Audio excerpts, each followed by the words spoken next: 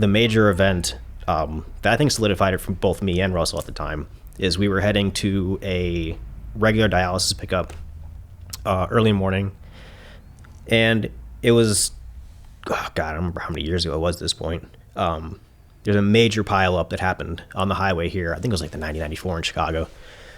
Early morning, the bridge froze overnight. People were speeding as they were, and they just started slamming into each other. When we came upon it, it was like a 15-car pileup at that time. I had to do some dodging and skidding through traffic to make sure our ambulance didn't get hit. We parked on the side of the road, called 911 because nobody else had at that point, and then we started hopping out, doing a quick triage process, found the most injured person, did our assessment on them, got them out of the vehicle, got them in ours, called the hospital, transported that. And I remember after we were like sitting there cleaning the ambulance, both of us were like, holy shit, like that was a lot.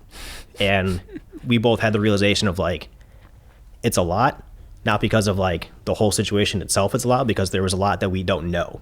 Oh, okay. Like there was more help I now know as a paramedic that I could have done that I just didn't have the possibility of back then. And I kind of knew that then too. Like I knew there was more I could have done. I just didn't know what the more I could have done was. So that was like my, like, I need to go to the next level because I need to be able to do more for my patients in these situations than just like, hey, I'm here with an ambulance. I can't really do too much for you, what you got going on, but I can just take you to the hospital. That's not how I like to do things, you know, like I like to sit there and like, what can I do for my patients? Not like just check a block or two and then, okay, hop in, off we go.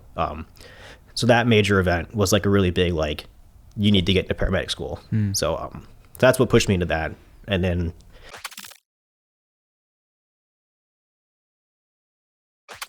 hello, everyone. We are live. Happy Veterans Day to those that are veterans. Thank you for your service.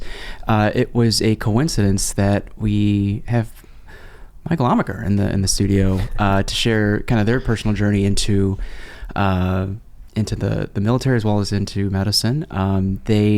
For those that haven't met Michael in our class, Michael occasionally drops by when he finds the time, and we're coming up on trauma, so I expect maybe to see a little bit more of you. But Michael has a lot of things on his plate, so we're excited to dive deep into it. We occasionally do get students that are interested in either going back into the military as an EMT or finding their way into the military as an EMT. So I think this will be a good episode for those individuals.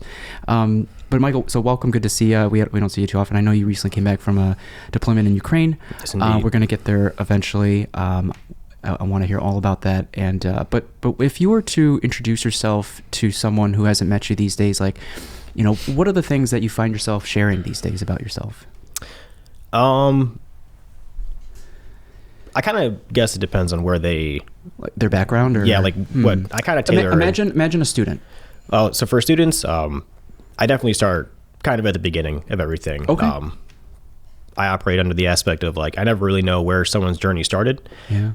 Whether it started somewhere very similar as mine or where it didn't. I didn't have like the least rocky way of going through things in life. So usually I start off with telling them about around like 20, 21 years old is when I first enlisted into the Army as an infantryman.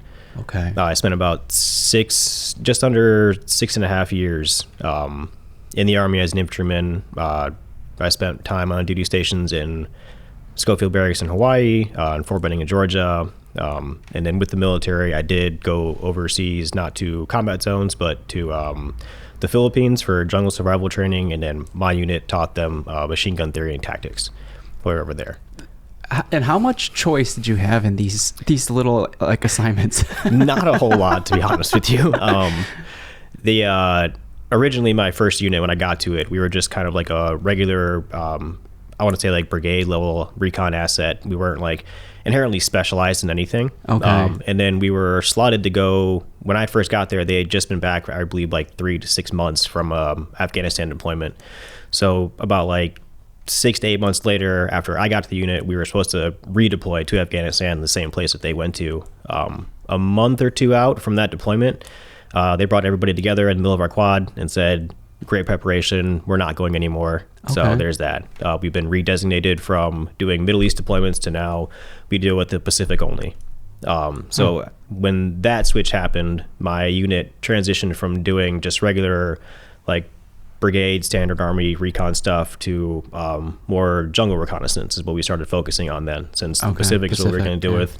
A lot of jungle environments there. We were a recon asset, so we kind of switched gears to that, from conventional things to more of like a specialized small 5-man team kind of deals. Yeah. I guess I think about, like, despite not having choice per se in your next assignment, how much of your like fulfillment, like on a scale of like job to passion, like how much of this was like a choice to find ways to feel fulfilled, or if that wasn't even a factor for you in this, like was it more of a job? It's kind of weird. Like with the military, everything is just a lifestyle. Like there's no like from my time in Ukraine, I learned talking to other like people from different other militaries and nations and all that. Like some of them run their military stuff. It's like a 9-to-5 job. Like you go to work during the day, you do your thing, you come home, that's it. I don't know if it's just because my experience was I was just in infantry land the entire time, but like we pretty much do every single little thing together. Like when it comes to training, on work, off work, Kind of like a firehouse. and but when my unit switched from doing regular conventional stuff to, okay, we're going to do this more specialized stuff, we did have like mandatory tryouts to do, which a lot of us were kind of mad about, because it was like, I'm doing a mandatory tryout to hold the position I'm already holding in a unit that I've already been in, but that's just kind of the way it goes. And it wasn't something I like inherently like wanted to do. I'm not huge on water stuff. I'm just not. I do like the mountaineering. I do like the ropes and climbing and the rope rescue and all that kind of stuff. But when it came to the other side of what my unit was doing, we were doing waterborne operations too. So we were doing helocasting operations, a lot of combat water survival training stuff. Just not inherently something I like to do that much. But all the friends that I had pretty much at all until that point were all in the same unit. So if I wasn't physically fit enough to pass that tryout, I wasn't going to be with my friends anymore. So that was kind of more so like my driving factor behind of like, to stay together. I don't even really want to do this much, but this is what all my friends are doing. This is what all the people I would trust and I would want to protect are doing. So this is where I'm going to be. So if you were to rewind a little bit, did you have any time in college, or was it no college? I attempted. Okay. I was never really one for school. Yeah. Where I say conventional school. Until you found your thing, right? Yeah. I spent pretty much my childhood bouncing between different schools, whether it's because we either moved a lot or I started diving a little bit more, getting into trouble aspect of things, or getting like removed from schools too. Did you come from a family of military? No. Oh, okay. My Uncle Mark, on my dad's side, who I've only met twice in my entire life, he was a Force Recon Marine, finished off his career flying on the president's helicopter and everything. Outside of me and him, and pretty much all of my family, we're the only military guys at all. But do you think his experiences were formative into kind of directing you into that, or what other things were that you were exposed to that provided this as an option? I knew my Uncle Mark was in the military. I didn't really meet my dad's side of the family or like anything like that until I was like 18. So I didn't have like any conversations with them about it really inherently. Like they met me during that period of time. You know me, I'm still pretty standoffish with most people anyways. Until they get to know you. Yeah. Until I kind of like deem it necessary, like you're a necessary part of my life, so I will get to know you kind of deal. So I didn't like spend a whole lot of time talking to them about anything. Pretty much how I do things is if I want to do it, I'm going to go do it. Yeah. And whatever the pros and cons of that decision are going to be, that's whatever I'm going to deal with. What was it? Was it a career fair? Or because I had buddies that did ROTC. Like what things expose you to like, oh, this could be it for me? For me, for the most part, I needed a lifestyle change. After I graduated high school, my mom had gotten a really big accident down in Champaign. She wasn't able to work for a bit. So originally I was living in Joliet, Illinois at the time. I had moved down to Champaign to work so I could help pay my mom's bills and take care of her. And then I just kind of ended up staying in Champaign for a couple of years. And that's where I actually enlisted from. I was only working as I think I was doing a dishwasher at Cracker Barrel. I was a cashier. Good old Cracker Barrel. Yeah. They have so many dishes. It's ridiculous. That's the only thing they throw away, the napkins. And I was working as a cashier and a food runner for Buffalo Wild Wings. My sister had gotten a job there first. I was actually, since I was like 19-ish at the time, I want to say, I was able to get in college bars downtown, but I just couldn't get the wristband to drink, so I would drive her and her friends around. She was on a full ride to U of I. Nice. For, I think she was doing some kind of like language and study and things like that. But yeah, I was kind of stuck doing pretty much nothing down there. Like that's kind of where I'd started like dabbling in MMA a little bit. I'd always been a wrestler in high school, so I tried to give myself that to keep myself busy. Didn't really work like too well. Like it was satisfying to do, but at the same time, like it wasn't something that paid bills. It wasn't something that was going to really was there a short me. stint of like having the prospect of like becoming a pro fighter? I would have loved to have done it, but I've always kind of had enough sense in my life to realize like there are certain things I want to do that are just not going to carry me as far in like a realistic sense. Yeah, a pragmatic sense. Because like nothing's really guaranteed, but like working jobs and making money is a lot more guaranteed to pay my bills than like let me just keep on taking fights in strip club parking lots on weekends and eventually I'll go pro and make it. So I was doing that, and then I've always when I was younger, I lived in a little bit on the wild side. It wasn't always the most, and like I got my fair share of trouble and all that, and the less I had to do in life, the more trouble I would get into. I feel like some of our students might be able to relate to that, and in the sense of like, at what point did you have like a humbling moment or a series of humbling moments? I'd say a series of humbling moments. I've been we'll call it what it is. I've been handcuffed, arrested a couple of different times when I was younger. Done my community service programs for it. The last one I did was this one that was out of the Bolingbrook jails, or not jail, but judiciary center. It was run by this lady named Miss Robinson. It was called the Heart Program. And it was a community service in an aspect that we would go there like once a week, and it was just kind of learning like life skills, like how to dress, how to talk, how to interview, how to shake hands, how to present yourself, those kind of things. People would come in and give us like different speeches from different walks of life and all that kind of stuff. And that was kind of like one of the first, like, I want to say like eye-opening experience I had to like, was it immediate? Because we do career fairs these days, and sometimes it feels like pulling teeth at times. That one, I was actually I think I was in court for a fight I had gotten into, and the judge was giving me a speech on how he was getting really tired of seeing my face, and that if he saw my face one or two more times, it was going to end up in me being put in a jail cell and not me being released from the building. And then he said, but you're very lucky this time. We have somebody over here who's been keeping an eye on this stuff on you for a bit, and she wants to offer you an opportunity. If you successfully complete the program, there's no jail time for you. You're all good. And if you don't, there is jail time for you. I never heard of that as community service, as just being participating in those types of seminars. I had never heard of it either. Yeah. I thought I walked in there and it's just like, when I walk into jobs and tell them I want to go overseas for a while, do you mind if I take some time off? I'm usually prepared with them to be like, no, you can't do that. You're just fired. So I'd walked in the court that day fully expecting to just kind of be on the other side of the bars for that. And then that was the opportunity I got.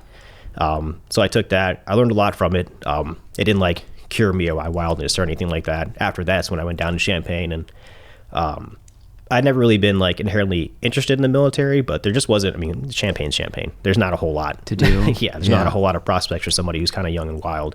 So it was either, in my mind, stay doing what I was doing and take the risk of diving farther into a lifestyle I don't need to be in, or I can just get out of town and make a complete change. But it's like, was it the judge where that helped you make that realization of like, this is what I don't want? No, that was more so my mom. Okay. My dad's entire side of the family, there's felon on felon on felon. Oh, wow. So I'm actually the only I think I'm one of the few non-felon males from from the family. What did your mom say? And it was just more so me and her would talk about things every now and then, between our headbutting we get into, of like not wanting to end up as just another felon male in that family. That's so relatable, and that's so tough, especially when you share that there's a lot of headbutting. There's something about you or part of you that still listened. Yeah. Because there's like, I mean, me and my mom, we always headbutt. She's a hot-headed Brazilian. She made a hot-headed Brazilian, so it kind of is what it is. But when there's logic, you know, and I can argue with people all day long. I'm not going to pretend I don't love conflict. I don't love to argue. I do. But when you're right, you're right. And when I'm wrong, I'm wrong. And there's nothing I can really do about that. Like, there's not going to do me any good to sit there and try and convince myself let me convince myself I'm right instead of like just kind of accepting the fact that like, I may be wrong about this. Okay. And if I need to make a change, I need to make a change. Sure. A lot easier to do in my 30s than it was in my early 20s, and definitely a lot easier to do now than it was in my teens. Yeah. But yeah, so that's kind of, I wanted to get out of town to not get in trouble anymore, make a lifestyle change, and just kind of help me figure out where I was going to end up in the world, because I didn't really have any real direction. I tried college for like a quarter of a semester. Like a community college or Champaign? Community college, Parkland Community College for like a quarter of a semester. I think I did my lead instructor there. Was not great for me. What was it, gen eds, or what'd you take? Yeah, I was starting off. I think I had in my head at the time that I was going to go be a cop for some reason. And so I was doing. Looking back now, can you still see it? See me. What if you went down that path? If I could look back now and I knew, because back then I didn't know anything about EMS at all whatsoever. And ever since I got in the Army, met with medics, figured out like, once I met my first medic, his name was Gibbs. Like, he was just phenomenal. Like, he knew everything. He could help you through anything. Anything you needed medically, he would do. And he would also get super pissed off and yell at me when I would knock on his door at like 4 a.m. on a Saturday when I was shit-faced from the barracks. So like,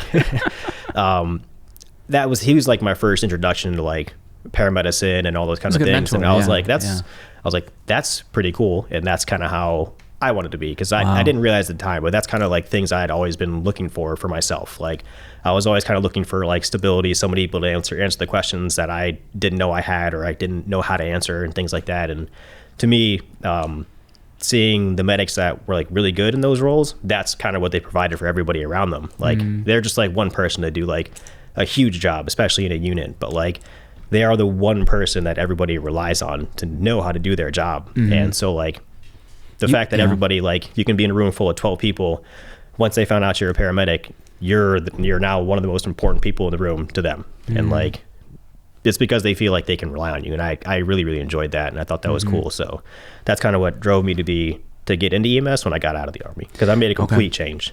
Okay. So at what point did you pivot from like having law enforcement as a goal to being exposed to the military? I was actually just, I was going through my college stuff. I remember there was one college class. I can't remember exactly which one it was. I kept on getting into headbutting contests with the teacher all the time, professor, whatever you call him. But because I refused to buy the book for the class. But there was a guy that sat next to me. Me and him worked at B-dubs together. He had the book, so we just kind of shared it. She would get super pissed off at me about it, that I didn't like have my own to read from.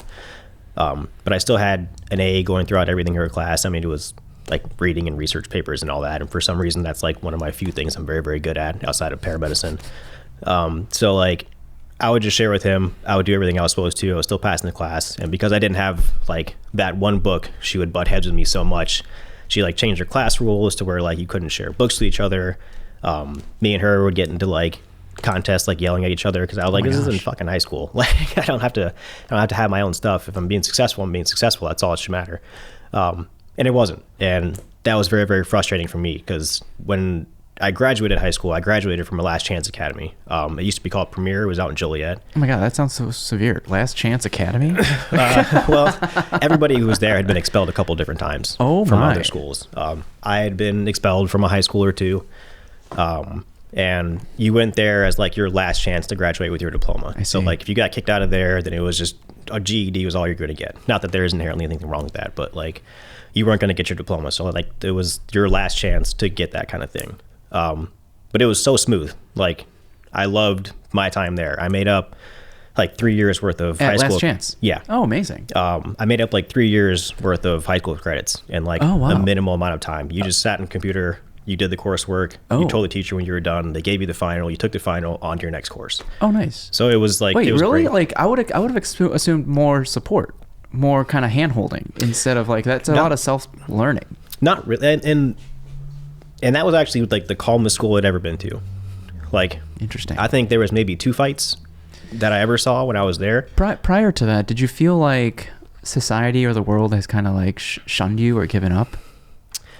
Not so much society of the world. I never really cared about like what the world thought about me. It was more so like the people that were like closest to me. Yeah. I've always had a reputation. It's kind of hard for people to understand now, but people who knew me back when I was younger, my reputation for being wild was very, very well known.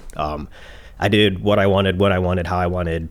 Nobody's opinion mattered to me whatsoever. And it's because I didn't really get like a whole lot of like feeling like I was going to be supported through like the things that were hard for me to get through. Like people just more so wanted me to concentrate on like, oh, you're going to be good at these like small little things. Just do that. If everything else is too hard, we're not even going to like really consider helping you get like through that aspect of it. So it felt more so like everything was up to me to accomplish. So when I got to like this Last Chance Academy and I saw how that ran, I was like, well, this is great. Like this is one of an opportunity I have to like show people like I'm not dumb. I can teach myself all this stuff and be done with it way faster than you guys are even going to attempt to teach it to me.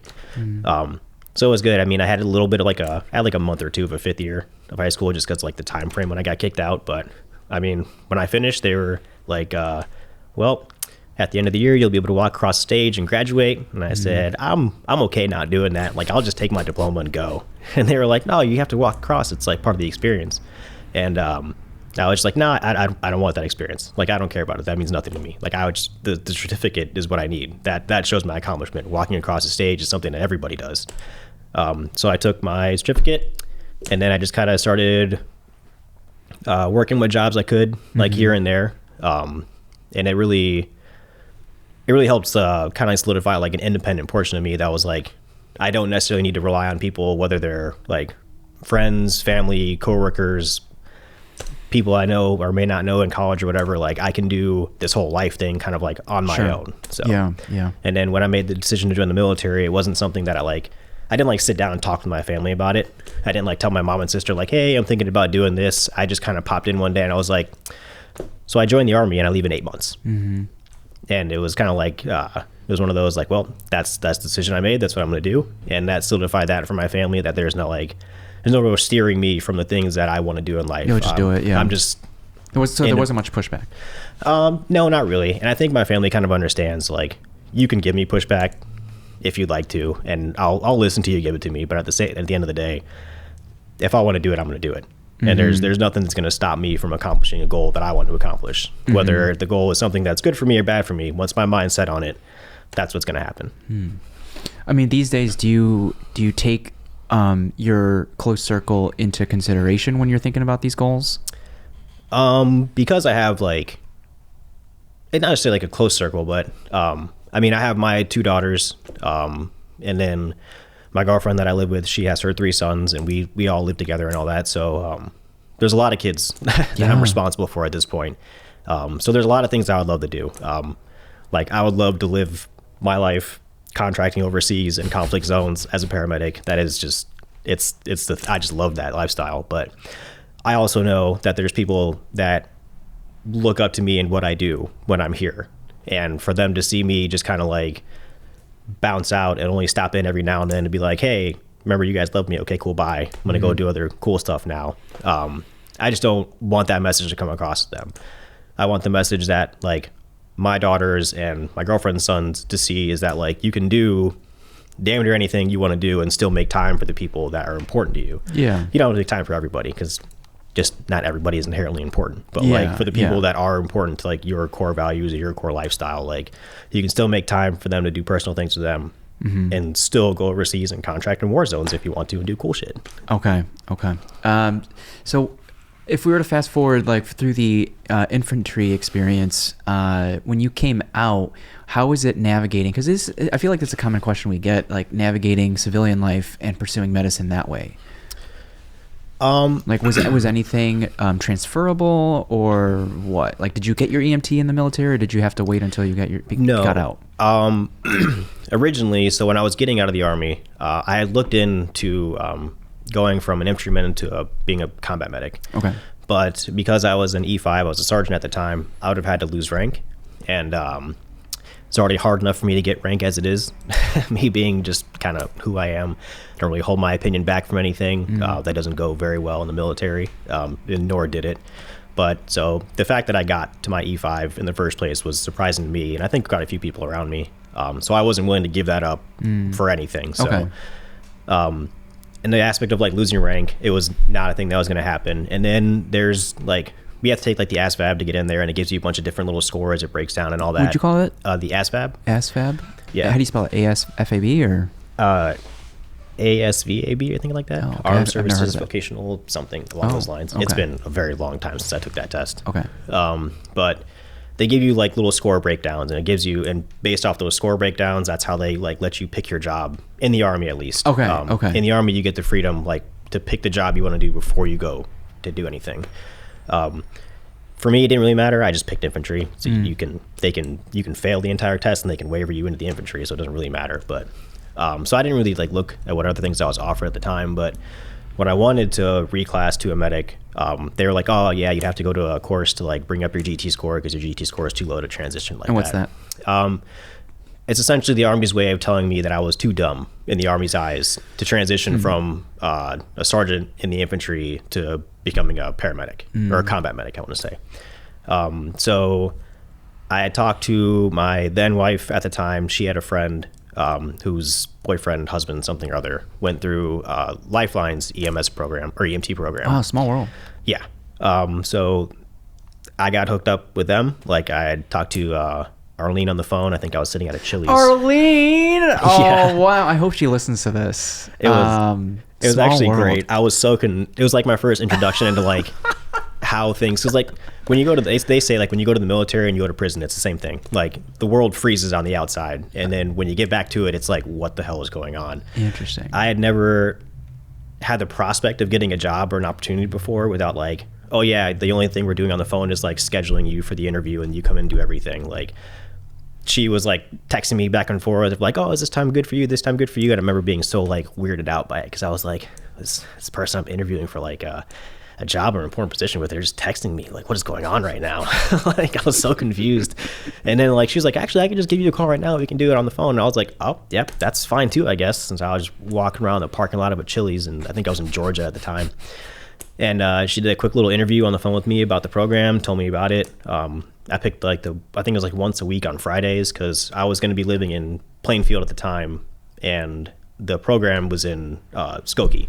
So it's going to be a long drive for me. So I was like, I'd rather only do that once a week if I can. So I chose the long Friday class. I think it was like 8 hours or something like that. But so I did that one, and it was good. That was my first introduction into like the rules and limitations of EMS. Yeah, I mean, did you see the overlap and then the differences between combat medic and civilian? Absolutely. EMT?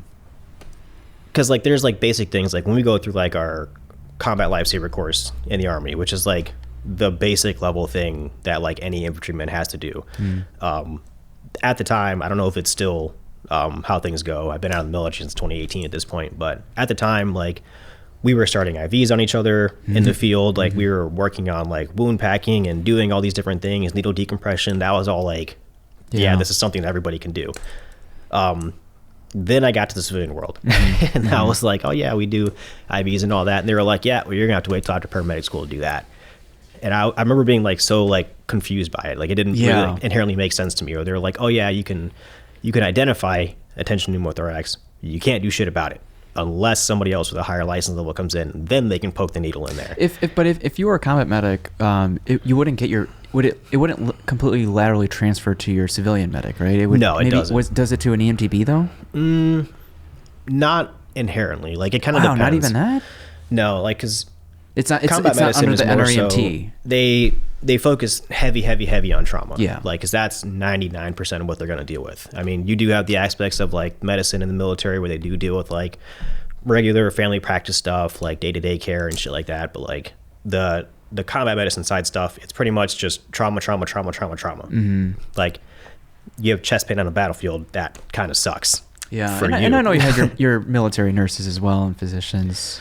And like some of them are great. It's like with every job, you know. Like some of the PAs I met in the Army were phenomenal. Some of them were Googling everything that I was telling them right in front of me, and it didn't really leave me with a whole lot of faith in like the rest of medicine, except for like the combat medicine portions of it.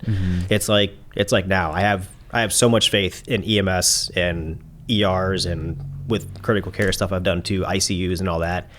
The rest of medicine kind of sketches me out a little bit every now and then, because you have to be really picky about your provider and who you pick, where you go. You have to ask so many opinions from other people. You can't just like run down a list and like a doctor is a doctor, a PA is a PA. Like you have to be picky about it. But generally speaking, everywhere you go, EMS is going to be EMS. You know, ERs are going to be ERs. And when it comes to military medicine, they don't learn the actual like medical portion of it. We don't go over like chest pain and stuff like that. We don't really go over like taking vital signs. It's just like what's going to save somebody's life that's right next to you there at the time. I see. So like when I got to Lifelines program, trauma was easy. It was, I didn't have to think about it when we were doing it. The medical stuff though, I remember like looking at all those words and I was like, this is insanity. I don't know what any of these things mean. I haven't taken any kind of like schooling since I was in like high school that I cared about. And I definitely didn't pay attention to cellular shit back then at all whatsoever. So like I got here and started learning about like different drugs and medications and treatments and disease process and pathophysiology. And I remember being like, I don't think I'm intelligent enough to do this portion of it. Did you try doing it alone? Or did you have a study buddy? I mean, I had like a couple of friends I made here and there when I was in. That's something we encourage our students. It's just like, it's rough if you try to do it alone. And it is. But I can see if you came from a military background or some relevant background where you feel like, occasionally we have students that are prior CNAs, or even they're doing nursing school at the same time, or they've been a firefighter for 20 years already. And it's just like you come in with this preconceived notion that you got this. And so you feel like you're almost above it and you're like kind of tuned out to the material. I think being in the Army before I got into EMS, because this is coincidentally, I was thinking about this on the way here. It helped prepare me in a way that I don't think most people would expect the military to prepare me for EMS, really. I came in prepared to not know shit, be kind of in over my head, and just not having the mindset of like giving up on this is going to be an option. I just have to figure out a way to get myself through it. Like I have to find a way to pass this, because if I don't pass this course, I don't meet my goal. And that has to happen. Like they're not meeting my goal is not an option for me. I just have to find different ways around whatever a conventional path may work for other people on making it on my own. So I don't do a whole lot of like studying with other people. I don't do a whole lot of like conventional studying like in general for things. Whenever there's like a subject I don't understand, or like something I wouldn't really like too sure on from in-class stuff, my mindset on it was like, well, I learned it their way in class already and it didn't really work for me, so I have to find a different way to learn it that's actually going to make it click for me. That's kind of when I started learning about like different EMS like podcasts and con eds and all that, because I would just start looking up different ways of stuff. Like I don't necessarily understand this, so I'd look it up and like articles on gems would pop up and all that. I would read it and I'd be like, well, I don't understand half the words in this either, but then I move on to like different YouTube videos and I like start like picking and choosing, like, oh, this person doesn't really present it in a way that I like that much. And but eventually I just kind of like figured out like small little ways, like little tips and tricks, just kind of like help get myself through it. Like instead of like concentrating on like, oh, I don't understand like the entire like pathology behind like chest pain and all that stuff, which is like, I ended up just realizing that's not inherently true. It's not that I don't understand the entirety of it. It's just I don't understand like certain portions of it. So I would stop studying the entire thing overall, and I would just study the things that I knew I didn't understand. And concentrating on those things instead has helped me so much. Like when it comes to like anxiety about like studying and test taking and all that, because now I don't worry about the stuff I know that I know. Like I'm not going to study the same thing 10 million times if I got the answer right 9 million times before that. I'm going to concentrate on the things that I don't know and I keep on messing up. Cuts my studying time down, cuts the anxiety for me down a lot, because I know my workload's a lot less now. So I kind of just use my own unconventional methods, I want to say, to get myself through. I mean, it was the willingness or drive to search for alternative sources of education, whether that's gems or YouTube videos, and so like I think that's where a lot of people get hung up, is like, or where people sometimes they just give up. They're like, oh, I don't get it, so I don't get it. And there's something in you that is inherently curious, and so when someone wants it badly enough, I feel like you'll find a way to learn about it. Oh, absolutely. And I remember my instructors at the time, I all became really good friends with. I mean, Arlene was one of my instructors, and she's absolutely phenomenal, everything she does. There's a guy there named Liam that was one of my instructors, a guy named Kevin Brennan, he's one of my instructors as well. I became really close with them, like, pretty much while I was in class. Like, we kept it, like, pretty much as professional as it needed to be until, like, class ended. And then I probably annoyed Arlene and one of the other people at Lifeline, her name was Stacy, with me bugging them about how long it was going to take before I could, like, go back and help the class out. Because that's something I do like to do. When I find something that's successful for me, I know I'm somebody who doesn't learn in the most conventional ways. So, like, when I find something that's successful for me and something that I made it through, I want to help out with that process too. I try to do things and get as much information and understand things as much as I can to see if I can tailor it towards people that kind of, like, grew up and lived similar situations that I did. I mean, there's been plenty of times I've had 16, 15, 14-year-olds in my ambulance at the fire department, and they're telling me about how their life is all over because these one small little stupid decisions. And I'm just like, look, I've been in court, almost jailed, through plenty of things. You'll be okay. It's not that big of a deal. You can still make it through. And that does, I feel like that does help people out a bit, at least, to know, like, there's somebody who started off doing the completely wrong things, and I still ended up in the same position as some of the people that did the completely right things their entire life. You can still end up in the same end goal, it's just different ways of going about it. Yeah. Share some of the experiences that you had while working as an EMTB, presumably at Lifeline, and if you were trying to recreate or recultivate, or you just found a similar vibe as you did in the military, this kind of camaraderie. I remember being told that I was going to. I remember being told that, like, oh yeah, getting an EMS, like, so many military dudes love it because it's like it mimics what you went through in the Army and all that stuff. And the more I went through EMS, and I hold this true to this day, to me, it just doesn't inherently feel correct. Like, you know, like, the reason we do certain things in the military is because you don't have a choice. You know, you're now susceptible to a whole new set of laws that, just for the simple fact of, like, if a grown man tells you to do something and you say no, they can take your rank for it, you can be punished for it, they can take your pay for it. There's, like, the threat of that behind it, forcing you to do things that you don't want to do. When it's out here, I can go to a job, and if they mistreat me somehow, I can just be like, I'm going to leave. And there's nothing really inherently stop me from doing that outside of a paycheck. And finding that, like, camaraderie and all that was kind of, like, difficult. I mean, I don't know if it's because I started off on doing IFTs in the south side of Chicago. So, like, not everybody's the most friendly, including, like, you know, like, the super burnt out EMTs you work with and all that. Right by yeah, because they used to have one by Mercy. Was that the one, or was that a different garage? I wish I could remember where the address is now. In the Bronzeville neighborhood, that wasn't the garage you were out of? I do remember it was right off a highway next to a Target. Oh, Target. Yeah, there was, like, a Target that was right there. Because I used to make my hour-long trip, like, a couple of days a week. Like, it wasn't by Lakeshore Drive? I don't believe so. Okay. Semi-close, though. I'm the absolute worst with directions, That's though. okay. And ever since I've been out of Chicago, it's just Chicago streets don't exist in my head anymore. But I remember I was kind of, like, falling into the same, like, super grumpy trap that everybody was falling into, because that's just how everybody was around me. It wasn't actually until I started getting partnered with Russell.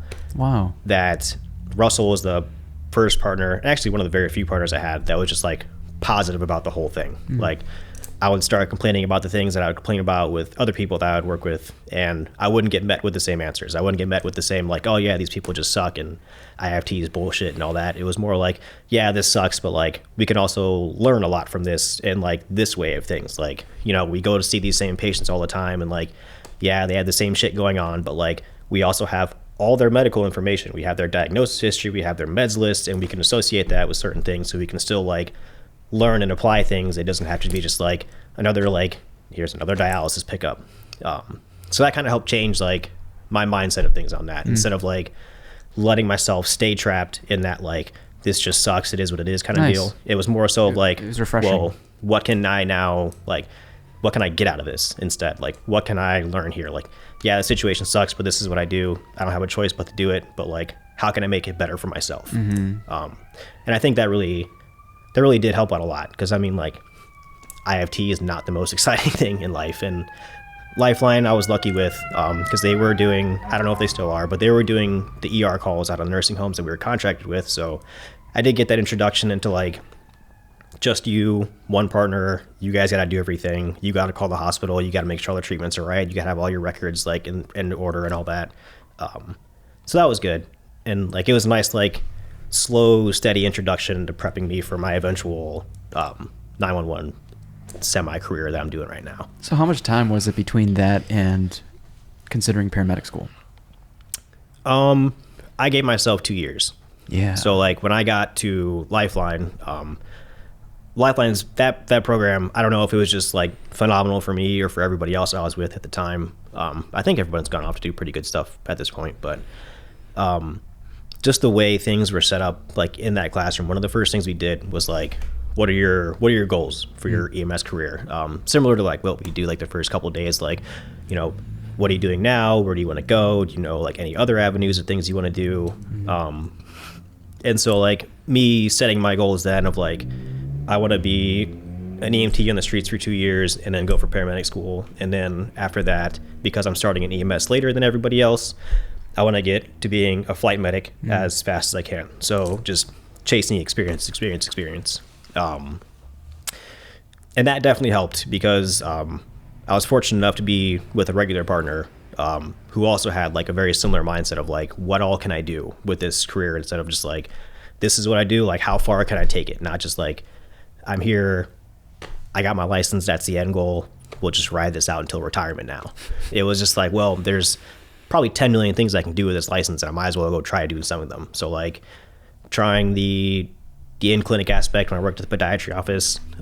Is it with your EMT? Yes. Nice. Not for me. Not. How many ingrown toenails did you see? Oh, every day, gosh.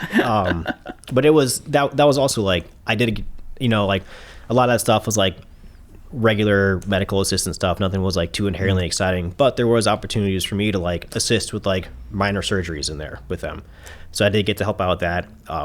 I did get to move on to more of like the wound care aspect of stuff with them as well. So I got used to like some of the wound vacs and doing all that stuff. And then the exposure into doing like x-rays on my own, just like there was a lot they let me do with like not only the faith of like, oh, you have an EMT license, you do this stuff on the streets in an ambulance, you can handle it here, but they also gave me some like leeway from being in the military as well, of like, oh, you can handle some of the more high pressure stuff, we don't have to worry about it so much with you. So that was a good learning experience.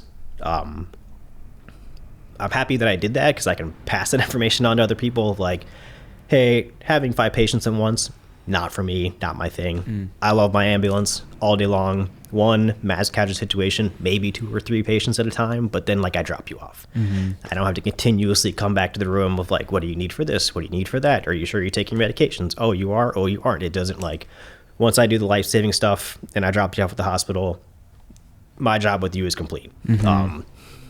I'll always have an enormous amount of respect for the ERs that I drop patients off to, especially when like they're full with every single room and all the hallway beds, and I'm just like, well, here's one more for you guys to throw onto your plate, and the varying critical patients that you do or don't have, and have fun with that. I'm going to go back to my chair at the fire department.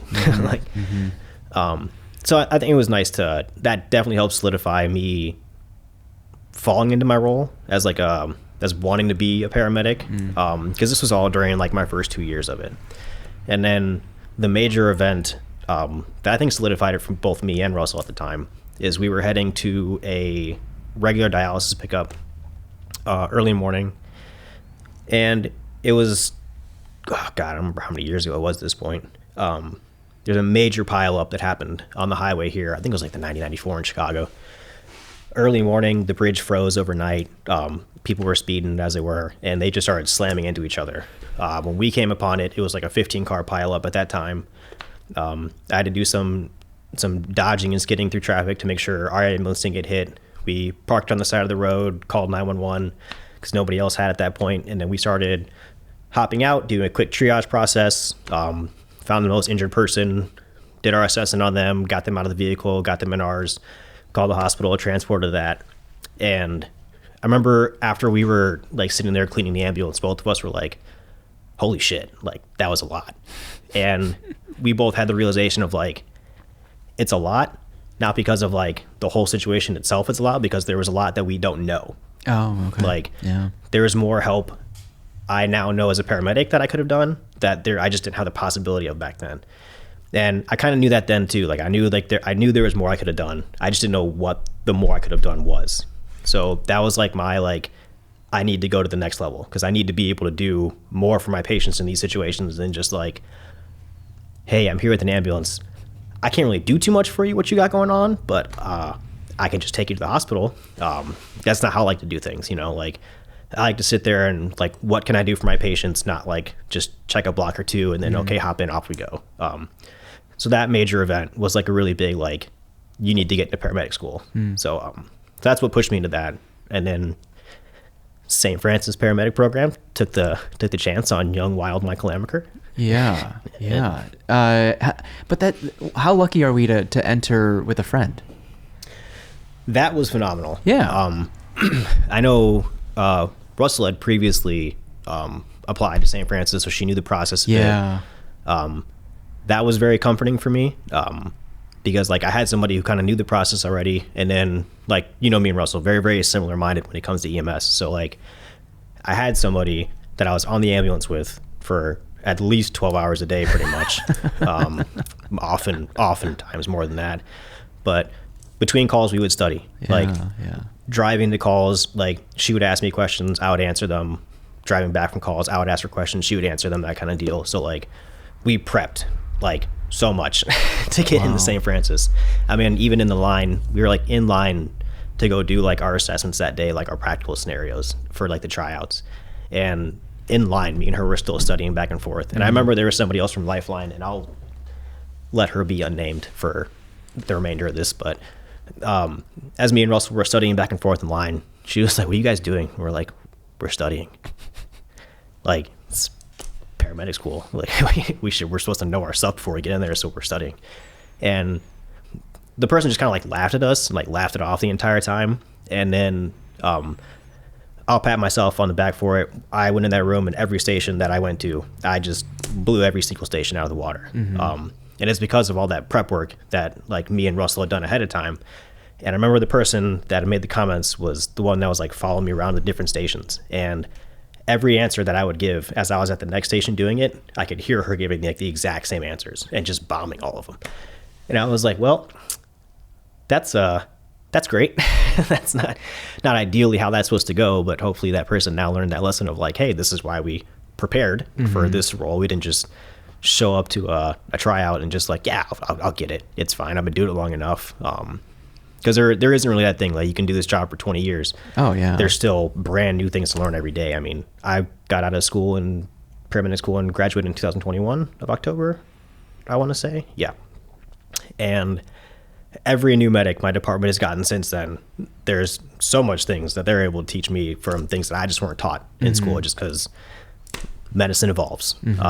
So that was pretty good, and that continues to keep me humble, because even nowadays, like, I do precepting in my department for a couple of different people, and every time they're like, okay, yeah, they just taught us this and this in class, and I'm just like, well, I don't know shit about that, but I can show you where to look things up, and we can look it up together and find the answer together. During medic school, because we have a few instructors that are in medic school, it's just like time management to another level. Study buddies obviously help, but like, was there anything that you, if you were to look back, like that you were happy you did to be successful?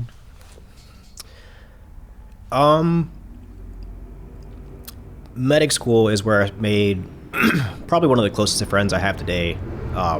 This is a guy named Jose. We were in lab sessions together, and we ended up being like pretty close friends and getting like closer and closer. He's somebody who's also a very, very very intelligent person. I mean, I aspire to be as intelligent as he is in medicine and critical care and all that kind of stuff. But we had like fairly similar goals about things. We were both like considered nerdy about EMS stuff. Like, we would listen to podcasts just because. So like getting a like fine-tuned support system for myself in that aspect of things, of like talking to somebody who like actually knew who I was, actually like kind of like knew what I did know, knew what I didn't know, knew what I needed help with, what I didn't need help with. Like I would call him freaking out before some exams, and he'd be like, "Why are you freaking out? You know this stuff." And I'd be like, "Because it's a huge exam." And he's like, "Yeah, but like, you know it. Like, you know it. I know you know it. I've seen you do it 10 million times. Like, stop worrying about things you don't need to worry about." So like that aspect of it was pretty good. I'll admit I'm the worst studier in life. Like, I would love to sit down and open a book and read through it. But even the day that I turned back in some of my books from paramedic school, some of them were still in the plastic. Just because like I know I just can't like open a book and read it. It's just going to confuse me like that. My brain doesn't work like that. I got diagnosed with ADD when I was in the Army. I was actually 26 by the time I got diagnosed with it. So like previous schooling would have been great to know that. Could have been a little bit easier, but after that, just learning like and actually understanding like my brain just doesn't learn that way. It doesn't work that way. So helping myself with like the extra podcasts, the extra con ed that I do and all that stuff is a thing that really like pushes me farther with knowledge. So it's not like sitting down and like, oh, I'm going to study this medical chapter. It's like, I'm going to read this podcast about this very specific portion of it. That is what I actually need to understand. And that helps me so much. Plus, like, I have a couple different con ed systems that I do online. I do the foam frat con ed system, any kind of like NEMC stuff I can find. Like, I'm in a couple different systems as a paramedic, 11, 10, 9, and 8, I want to say. And I'm current with my con ed and all of them too. So I'm just constantly learning the things that I actually need to learn, which is pretty nice. And then allows me to work in all the different areas that I like to work in Chicago. So, yeah. So upon completion of St. Francis paramedic program, what did you have your eyes set on? Was it a fire department or was it back at Lifeline or? I actually had no clue. I didn't have a bit of trouble understanding paramedicine, but I had a bit of trouble understanding NREMT. Oh. And that was because when I was an EMT, I was state licensed. They were like, you can do the national or you can do the state. The state's easier, and I was like, well, that's the one I'm going to do then. So I did that. So I didn't really have like an introduction to like the nationalist test taking system and like adaptive testing and all that stuff. And it was a rough transition. I didn't pass my medic until the 4th attempt that I had for myself. What changed, like through the 4 total iterations? Like, what did you do? Because they don't really share what you failed on. They used to. Oh, okay. You used to get like a breakdown of like above passing, below passing kind of deal. So I would get like a breakdown each time, but like my results were always sporadic. It wasn't like I passed this category every single time, so I don't have to worry about that. It was always like I'll get above passing in like medical this time, and then the next attempt I get below passing medical. So like for me, that kind of also solidified that it wasn't like inherently a knowledge-based thing, because like you're never going to get 100% on every single test. I mean, there's probably some people that do, but for me at least, I know I'm not. So like for me, when I get those results, it's telling me that I have like a decent understanding of the entirety in a whole. It's just I need to work more on like the actual format of the test. So I needed to understand, like for myself personally, like how the test was written, where they got the questions from, what the goals of it were, and that kind of stuff. So that's what I put more effort into for my 4th attempt.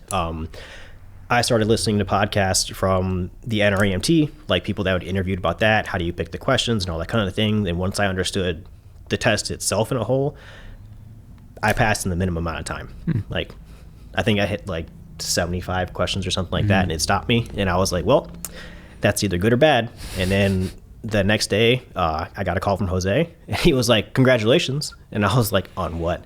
He's like, you're a paramedic now. How did Jose know?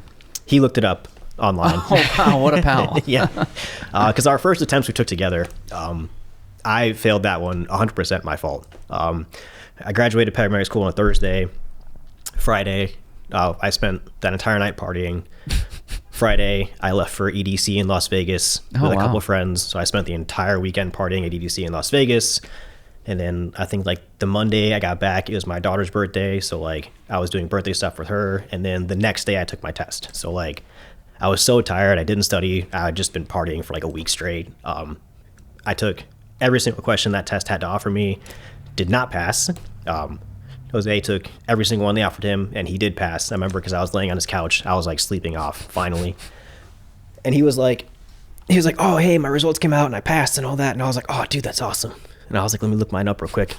And I was like still half awake, and I looked it up, and it said did not. No, I said I failed. And I was like, yeah, I didn't. I'm just going to go home now. And so I went home, and then I think I slept a bit more, woke up, deleted all my social medias, and just kind of like locked myself down.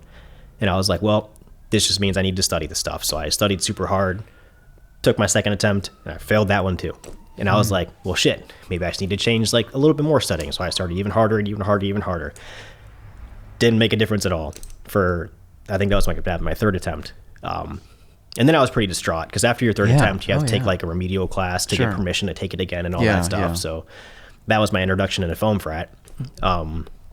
They have like... It was through them? Yeah, that's where I got my Con Ed hours to submit to the NREMT to get my second attempt, or my fourth attempt. Wow. Because they do self-guided Con Ed, but they also do live Con Ed too. Okay. So you can get both of them. I can't remember, it's like F4 or F5, something like that. I don't remember how it's classified anymore, but their Con Eds were easy. I had quit Lifeline at the time. I started working for Freedom EMS, just because like they had more of like a set schedule that was going on. Like you show up in the morning, here's your tablet, it's got your patients on it for the day. Show up at the time you're supposed to take them, drop them off at the VA, nice and easy stuff. Is that the other veteran-owned one, or? That's the yeah, I believe so. And it was a good job. It definitely did. It's what I needed at the time. Like it gave me that time to like be able to like to do my Con Ed and like listen to the lectures and all that kind of stuff. And then I also did a program with Pass with Pass. They have like I hear that these days as well. It's been helpful for phenomenal current medic students. I will push foam frat as a Con Ed system and Pass with Pass for people who are trying to pass the NREMT all day long, every single day. Those dudes are phenomenal.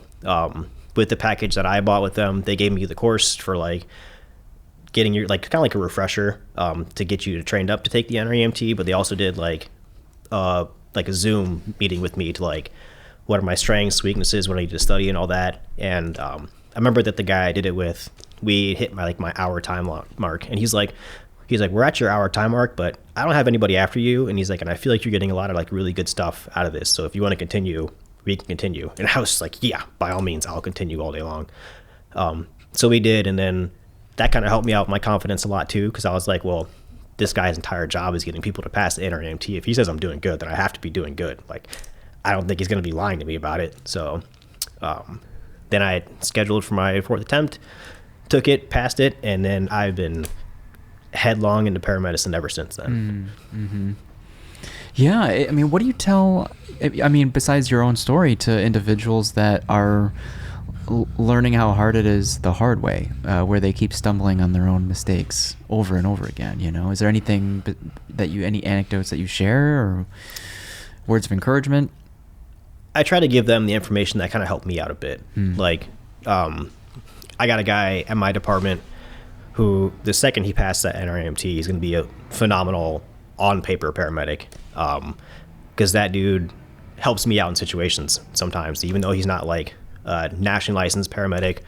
We've run very, very critical calls together, and there's been sometimes he's been like, hey, don't forget about this. And I'm like, oh, shit, you're right. Thanks, man. Appreciate it. So, like, with him, I give him a lot of the stuff that, like, helped me out at the time, was, like, understanding the national. When now the national is different than when I went through it. So I give him, like, hey, this is where I went to find out things about, like, the national to help me understand it. So, like, dive into that process, too. Hopefully it helps you out the way it helped me out. And then the past stuff as well. So I just kind of give them, like, the advice I used with myself. But I also try and tailor it towards the individual. I mean, like, there are people who are like me, who are like, that's the easiest way for us to learn it, is to like understand the entire thing as a core. And there's other people who are like, I just need to study my paramedic textbook 15 million times and I'll pass it and it's fine. It's just like, will that ever work for me? Absolutely not. Like, it's just not going to. But for other people, that will. So I try and understand as many avenues of it as I can and have as many like things I can self-awareness give people, of how you learn. And it really just depends on the student. Just like with our stuff, you know, like some students, I can sit there and talk to you through things and like explain it to you, and that's how you're going to learn it. And other students are just going to be like, I can talk to you all day long, and I can see the look on their face. They're hearing my words, they're watching my mouth move, and it's just kind of flowing in and out. But then I sit there and watch them, like, as soon as I'm done talking, they'll open up their laptops and they'll start searching up the things that we were just talking about, so they can like understand it themselves. So it just kind of depends on like the student to student. It's easier if they're like me, but a lot, I think, especially with like Chicago EMT training, I think the people that come to this program have a drive, generally speaking, to be more than just your everyday street paramedic. I mean, so much of like, not only like our teaching staff here, but like the students are all like, oh yeah, like my goal isn't just like paramedicine. My goal is to be like a doctor or a PA or NP or all those kinds of things, like things that require like a very, very like dedicated lifestyle to it, of like diving headfirst into it. And that it's kind of hard for me sometimes to connect with like our students in that aspect, because like I'm just rough. I mean, I would still at this point describe you as proactive. I'm a rough and tough, dirty, everyday street medic. That's what I love. I love being in the middle of the chaos and all that stuff. But there's some of the students here where I can see it in them, and like the rough and tough EMS life, like sitting on an ambulance all day, doing all that kind of stuff, may not be for them, but this is a phenomenal introduction for them into like patient care, getting to understand like a lot of things that are going to help you out down the road. Like instead of like just going to like the traditional pathways of things, getting your street experience before you like jump into like your hospital clinicals and all that. Like you've talked to 10 million patients already. You've seen all these different like face sheets with the diagnosis information and the medications and all that stuff. You're introduced to the dosages and things like that. And I feel like that really does like help them on down the road. When I was in Ukraine, the company that I was with, I was assisting with their interview process with a couple people, and I was talking to one guy, and he was doing something out of Stroger. He's working down the doctor path, and he wanted to volunteer some time in Ukraine. And the last place he stopped pre-hospital medicine before he transitioned to doing all his in-hospital stuff was at the EMT level. And so like I was running him through a couple of scenarios, just kind of seeing where his mindset was at. And I could see exactly like your mindset for like the field stopped at like the EMT level of like, where can I assess this person like with the limited resources in the field versus like, what do I have available to me at the hospital? Like, and while like the infield portion of it may have been like not as like proactive as like somebody's sole job is working the streets is, when it came to like, okay, well, once you get them to like the stabilization point, like what would you do for them? He's like, oh, well, then I would call up for this service and this service and this service. And it was like so much more like dialed in and all that. And I see that with some of our students here, like, you know, like while the street life's not for everybody, them getting that like basic understanding of like, when I am in the hospital, I am a doctor in the ER, wherever the case may be, I do have that prior knowledge of like, okay, so like this is probably what they were exposed to there on the scene. From like what information I got from that, I can kind of like determine what they ran into, what they were able to do, what they weren't able to do, kind of things. So I think it's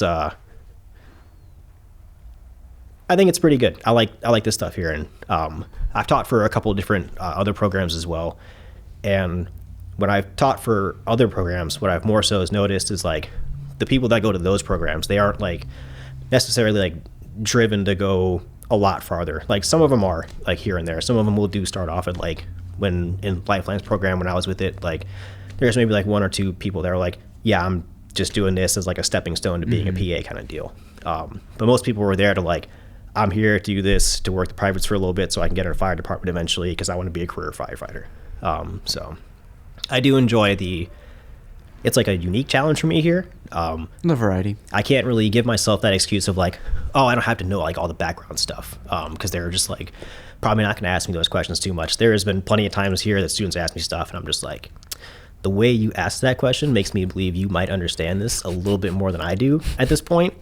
So I can give you the street answer for it, but like when it comes to the book answer, I'm going to point you towards this other instructor who's probably going to be a lot better at this book answer than I am for you. Sure. At what point did you decide that you would be interested in the pre-hospital 911 aspect? That's all I really wanted to do.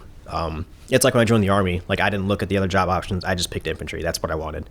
I wanted to kick the doors, shoot the guns, go into battle. When I was getting into EMS, I was like, being on an ambulance is what I want to do. That's where the chaos is. That's where like I can help with that the most. I've been on an ambulance a couple of different times myself when I was younger, and they were just generally terrible experiences. Like the medics I ran into, whether they were actual medics or EMTs, back then I don't actually know, but man, they were mean.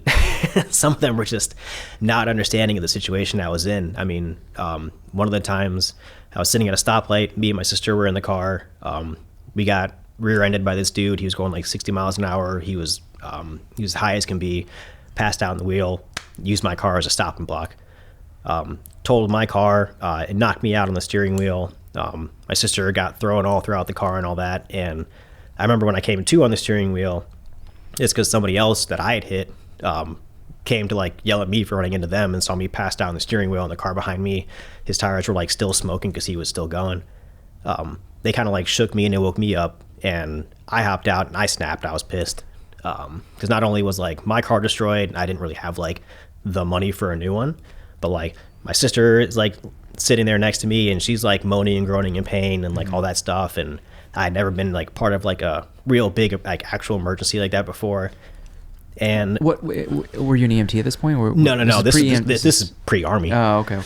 And the medic that was there, like I was like losing my shit, and I was like yelling on scene. I was pissed at the driver and all that stuff, and like people were driving by and like they were like watching everything else happen, and I was like snapping at them too. And like the medic, I'll just call him that was there, just sort of like yelling at me, telling me like cars can be replaced, it's not that big of a deal, you need to chill out, it's all fine. And like I remember being pissed off and being like, dude, it's not your fucking car.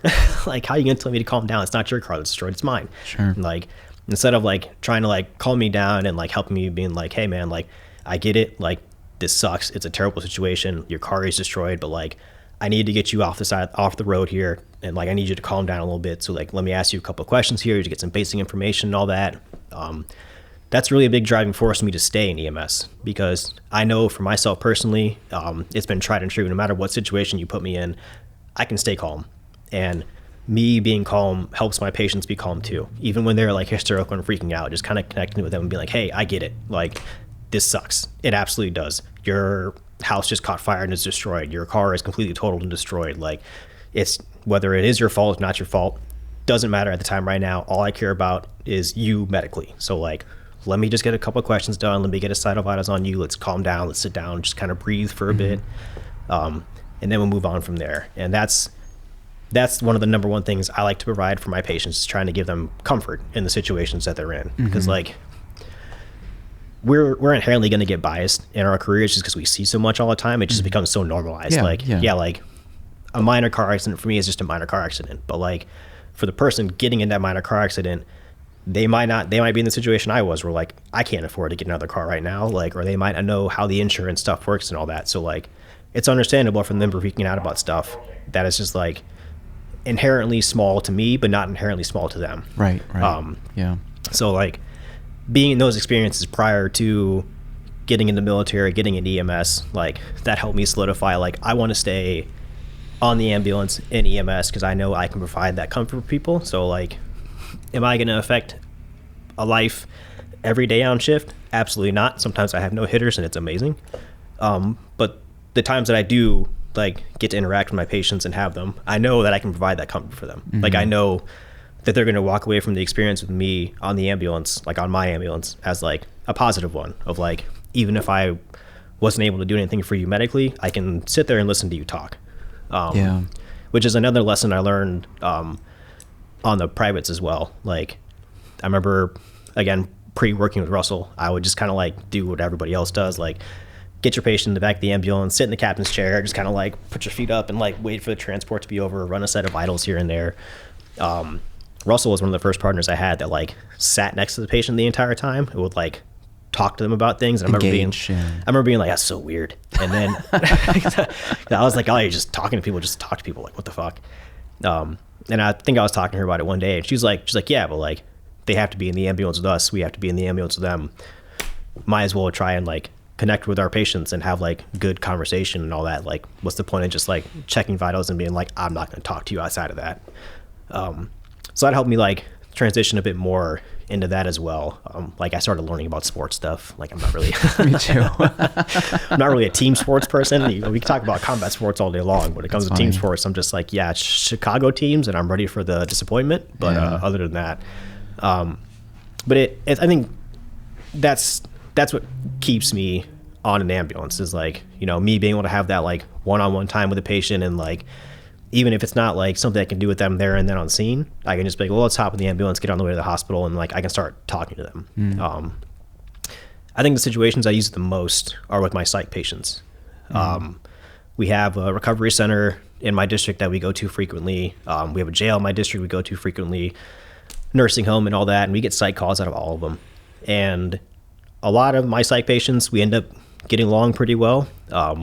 They can be super physical and super aggressive. It doesn't really bug me too much. Like I said before, I love the chaos. I love the conflict. So like, that's fine. I think being with somebody in the back of the ambulance who's not afraid of like them just snapping at any moment is helpful. And then I usually tell them like, you know, this is my first time meeting you. I don't have the background into your life. Like, I'm not going to sit here and pretend I'm going to give you life advice and it's going to change your whole perspective on everything and all that. Like, if you want to talk to me about what's going on, awesome.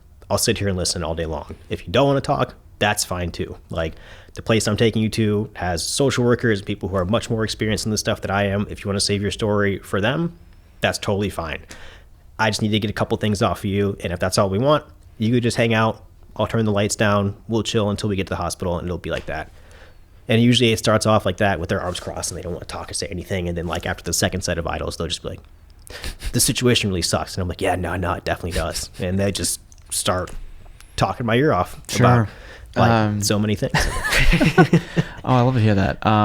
How easy or hard was it to find a department as a single role medic without your fire? That I will.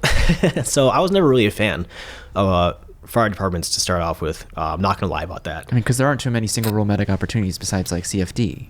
There aren't, no. Or buds, you know. And I had never intended on being a firefighter by any means. Even to this day, like we pop a fire, and I'm not one of the people on the crew that's like, oh, thank God we got a fire. I'm just like, oh God, like I gotta wear all this heavy ass shit, and I gotta go inside this house, and it's gonna be hot the entire time, and like I'm just not a huge fan of the fire stuff. I'll do it all day long. It's the job I agreed to do. I'm never gonna shirk my responsibilities, but I'm also not gonna pretend that like it's something I inherently like to do. Wearing like body armor and combat gear, I love that all day long. Wearing all the firefighter gear, I don't necessarily love that all day long. Except for like the dead of winter. It's pretty nice then, because then I'm warm. But like outside of that, so. But going to my fire department that I got to, my buddy Jose from medic school, he had gotten hired onto that department. Wow. And he had been blowing up my phone. Every shift he would. You gotta be here. He was just like, dude, I got this dog bite today, and like it was so deep, you could see like the fat layer through the skin and all that. I'm like, oh, that's cool, man. And he'd be like, yeah, you need to drop an application here. And I'm like, yeah, no, I'm good. You know how I feel about fire departments. I'm okay, man. It's not my thing. Like, I don't want to do a CPAT. I don't have to go through the entire process. I don't do very well with like you're the new guy, we call you new guy kind of deal.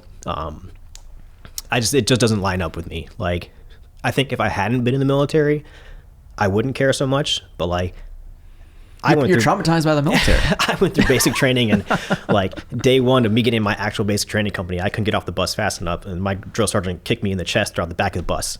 Oh, that's not right. Yeah, like we call getting like doing like physical stuff like push-ups and all that stuff. We call it a smoke session, and they had smoked this one dude so bad his kidneys fucking failed, and he had to go to the hospital for it. Oh my gosh. Like it was brutal, and that's new guy stuff to me. Like that's how it was. Like that I understand. Like I can understand when you're going to like a combat role, having to break people down that much, because like you have to get rid of like their entire background personality of like, oh, I have to have sympathy for this, sympathy for that. Like when you're in the infantry, your job is to shoot people and get shot at, and like there's no room for error when it comes to something like that. So like I understand the like borderline hazing things that we went through in that aspect of it, the new guy thing for that. But when it comes to like, oh, I'm at this like fire department now, and like I'm the probationary guy, and like, yeah, that's fine, but like you're the probationary guy, you have to do everything now, and we're just gonna sit here and watch you do it. And doesn't really line up with me too much. I mean, there's places out there that like, if you're the new guy, you have to sit and eat at that table. We sit and eat at this table, or like these are our comfy chairs. You can't sit in our comfy chairs. You have to watch us sit in our comfy chairs. And then we're all going to go on the same call and save the same life. And then we get back, and we're going to sit in the comfy chairs, and you got to go sit in the not comfy chairs. Like, it just, I don't really like it too much. I don't believe it's as beneficial of a process as some other people might. Did Jose dispel any of that mystique of like, is that how it was, or is that how it wasn't? He did. He said it's a lot more like relaxed and calm than other departments. And then like me and him and Russell are all friends. And then he got her to apply for it, and she applied for it, and I was like, oh fuck, my partner's applied for it, I have to apply for it too. So like I was like, fuck it, I'll do it. And I applied for it. I remember feeling like I thought I wasn't gonna get hired because Fox River Countryside is my fire department that I'm part of. When I had talked to them on the phone about the interview, and I talked to Jose and Russell, everyone just said Fox River. And if you Google Fox River Grove is the first one that pops up, which is like 45 minutes away from my department. And so like when I got the interview, I Googled where Fox River was, and Fox River Grove popped up, and that's the one I drove to. You went to the wrong one? I did. I did go to the wrong one. I'm sure that happens often. And so I was sitting in the parking lot, and I was looking around, and I was like, this doesn't look like the snaps that like Jose and Russell have sent me at all. And so I think I called Russell, and I think she answered. I called Jose, and as long as Jose doesn't actually have a patient, he'll answer my phone call all day long. And he answered, and I was like, I'm gonna drop you a pin of where I'm at because I feel like I'm not in the right spot. And he was like, oh, okay, cool. And I sent it to him. He's like, yeah, no, you're definitely not in the right spot. And I was like, fuck. So like he sent me the right pin, and I drove to the department. I got stuck behind like on a 1-lane road behind a guy hauling a boat. So I was going so slow. So I showed up 45 minutes late to this interview.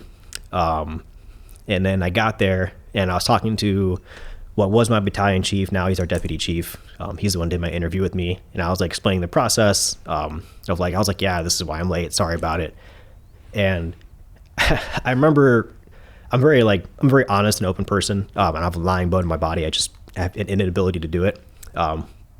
And we were sitting there, and he's like, so why do you want to be part of the fire service? And I was like, well, I'm not gonna lie to you, I don't inherently want to be part of the fire service. I was like, I just want to run 911 calls as a paramedic. I was like, like that's what I like. I don't really care about like house fires or anything like that. And he's like, well, if we need you to go to a fire academy, and I was like, oh, it's a fire department. If I have to go to fire academy, I have to go to fire academy. It's just part of the job. I was like, I'm not gonna be happy about it. Like, I'm not gonna pretend I want to, but like, if you tell me to do it, I'll do it. And so for some reason he said, yes, sure, this is a great person to bring onto our fire department. And that's the only fire department I'll work for. Oh, wow. Yeah, I won't go for other fire departments and all that. For whatever flaws my fire department may or may not have, I like the way that things go. Like, I like the fact that we don't necessarily do our new guy or probationary period the way that other places may do it. Like, some people may see it as like, oh, it's less discipline, it's gonna lead to more problems. I see it as an opportunity for me to be more personable with our newer people of like, hey, let me show you how things are supposed to go in like a way where you're not like learning it because you're traumatized by having to learn it, to where you're actually learning it, actually understanding like, this is your job, this is the things we can do, this is the things we can't do, like, and that kind of stuff. And then it's also coming from the privates onto the fire department, there's a lot of knowledge that I have just from things I was exposed to IFT wise that they have no idea about. And it's not like they don't know it because they're like dumb or anything like that. They just don't have the exposure to it like I did. Like, I ran so many hospice calls and dealt with like DNRs and hospice paperwork and all that stuff so much. Like, I know that like whenever I show up to somebody's house, I'm like, oh yeah, they're on hospice. And one of my first questions is always like, did you call the hospice coordinator with what's going on? If not, call them right now, and before I transport off scene, let me talk to them and make sure they're okay with us transporting them, because I don't want you guys to lose that hospice status. And I remember the first time I said that to a patient on scene, like, my lieutenant was like, what are you talking about? I had to be like, well, this is kind of the process for hospice, and they can lose their hospice status if they go for the hospital for things the hospice is actually managing, because then they see it as they don't need those services anymore. So like, if we just take people just to take people just because they want to go, it could mess up things in the background of them, and that wasn't knowledge that they had and stuff like that. So that was kind of like an indicator for me that like, now I have an opportunity to teach these guys things that like they don't have the exposure to knowing, and can help them out a lot and help out the community that we're serving a lot as well. So nice. And then since then, you've been deployed. You've kind of dabbled back into the military here and there. Yeah. Like, how would you describe it? Like privatized military, or like? Yeah. So I do private military contracting, and that was also on paper one of my goals for when I was at Lifeline. I wanted to contract overseas as a paramedic, and I wanted to become a flight paramedic, mostly because I want to get back on Black Hawk somehow. But the overseas contracting is something that I waited longer than I wanted to, but I waited longer than I wanted to because I wanted to be effective when I was overseas. Since I have like a little bit of like the foreground knowledge of like how battlefield medicine goes and like a small aspect, I knew that like when I got to these like conflict zones or war zones that like things weren't going to run how they run here. Like I might not have a cardiac monitor. I might have narcotics. I might not have narcotics. I might be well supplied. I might not be well supplied. So I wanted to be good at being a paramedic. I wanted to be a little bit better than being good at a paramedic, so that the only challenges I had when I got there were like learning what equipment I have. Yeah. And like, but I wanted to be able to understand like, this is the end goal I need to get to with this treatment plan. And I don't have to worry about like, oh, do I know how to wrap up a wound? Do I know how to start an IV? Do I know my drug dosages and all that? I wanted to have those things down already. So I forced myself to work the streets for a bit before I actually took my first contract. My first contract was in Haiti in the summer of 2024. I was a paramedic as part of the international policing mission combating the gang problem in Port-au-Prince. And that was an experience all on its own. Generally speaking, with contracts, the military has secured an area first, and then the contracted companies come in and they help like establish or maintain security in the area while the military pushes out and does like their missions. Haiti was different. Haiti, we were the ones that secured the airfield in Port-au-Prince and held it, and like then our small base got built up farther and farther out from it. But we didn't have like military support for that. It was just us. So the contract in itself was weird. It wasn't how most contracts go, how they're supposed to go. So it was a very unique experience in its own. It was a true here's your backpack. This is what you have. When can we get resupplied? Absolutely no idea. So be picky and choosy about your treatments that you do. Really had to be like, if you get somebody who's like super critical and like they have to be criked and all this kind of stuff, like, is it going to be worth using all the medications I have in this drug bag to treat this one patient to give them a chance at staying alive? Yeah, so there's a bit of triage. Do I just have to have the understanding that like it's just the unfortunate reality, especially in conflict zones, people are going to die, and some people are just too injured for what you have available to you at the time, and some people you just unfortunately can't treat. Some people are just too far gone in the triage process that it's not worth me pulling out my I have 2 crite kits on me. Is it worth me using this one crite kit on this one guy that's like got so much other shit going on with him that he's not going to survive no matter what, and now I only have one crite kit available to me? Or do I withhold this one crite kit because he's too far gone, he's too transitioned into like the black portion of being triaged to unfortunately it's just holding hands and waiting for it to go. Do you need a certain level of like military clearance, security level clearance, to even like be able to look at some of these potential contracts? Yeah, there's some of them that will. How does a civilian like gain access to these potential job opportunities? So that's a question I get a lot, and it's semi-hard for me to answer. The contracts that I've been a part of or I've like interviewed for, they've reached out to me on LinkedIn.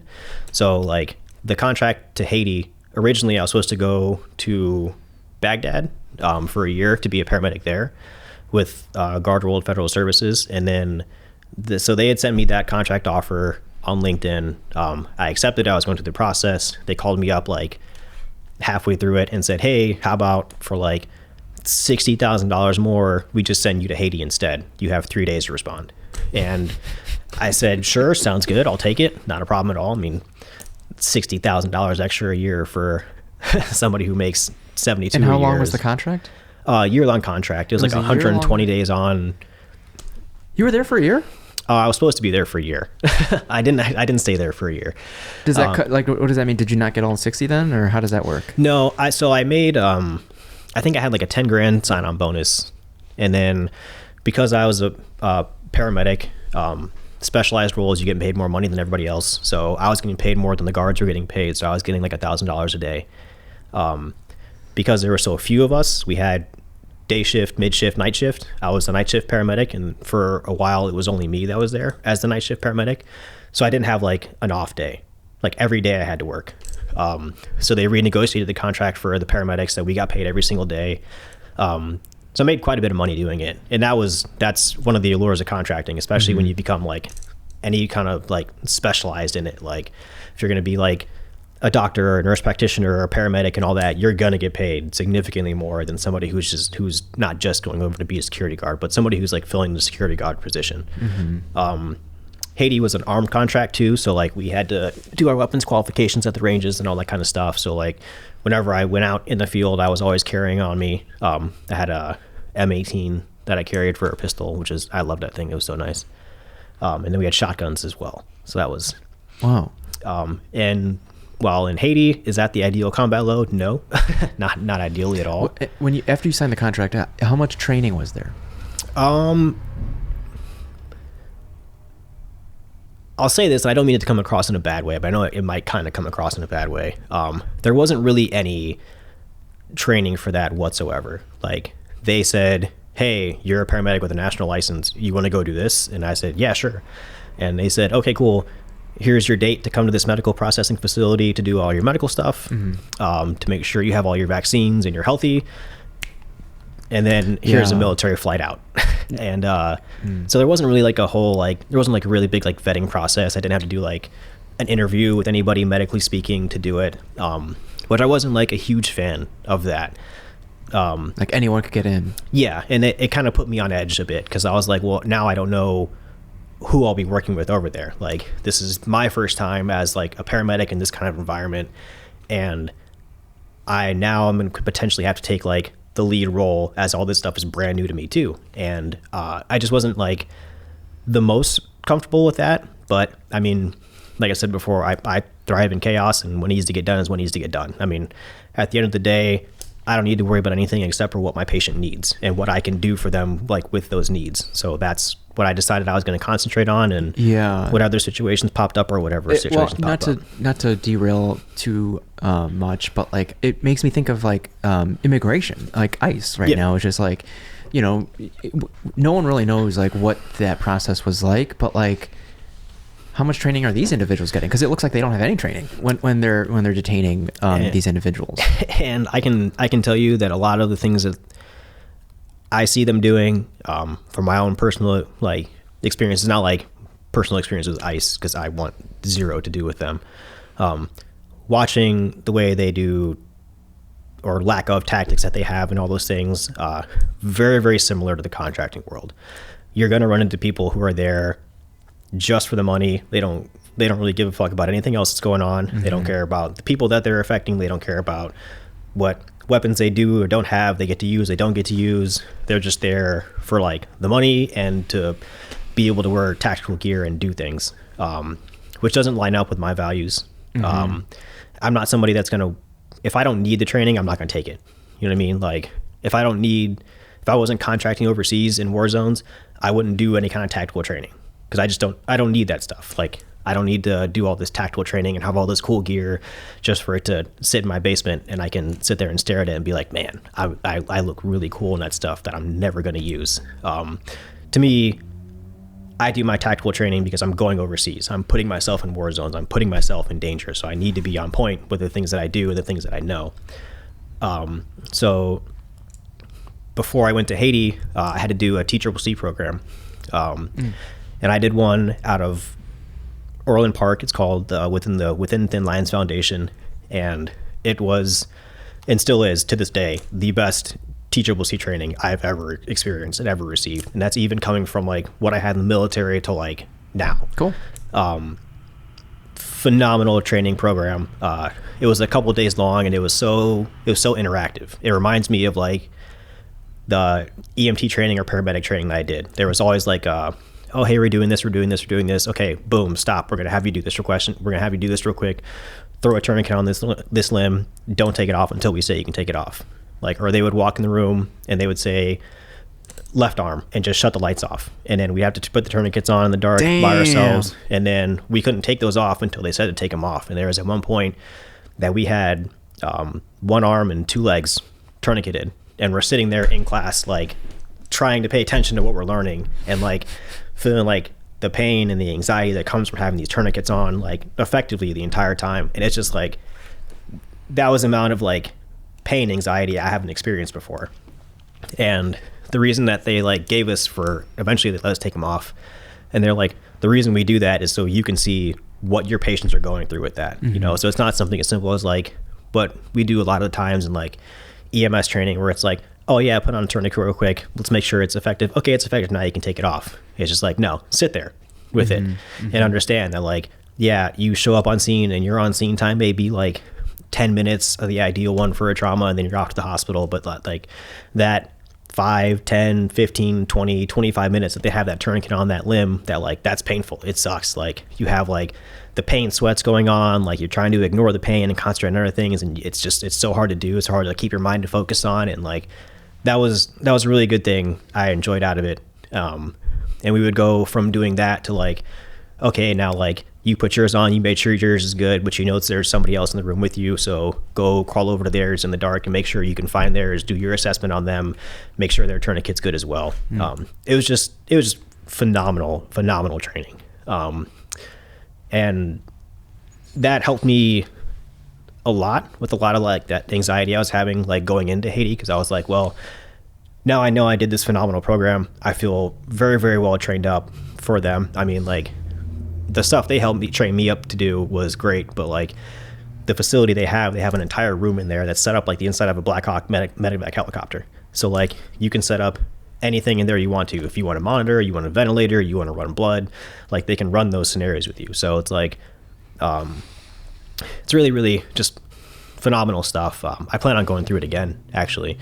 And then eventually maybe like helping to teach Nice. with those guys. Yeah. Just because all those guys are just like the last contract I did. It's all volunteer. So like no one's there just for the money. Like no one's there to be like, oh yeah, I teach for this place and I get paid really, really well for it. They're there because like they have that drive to give other people the knowledge and experience that they have. So like they're well prepared for the environments they're going to go into.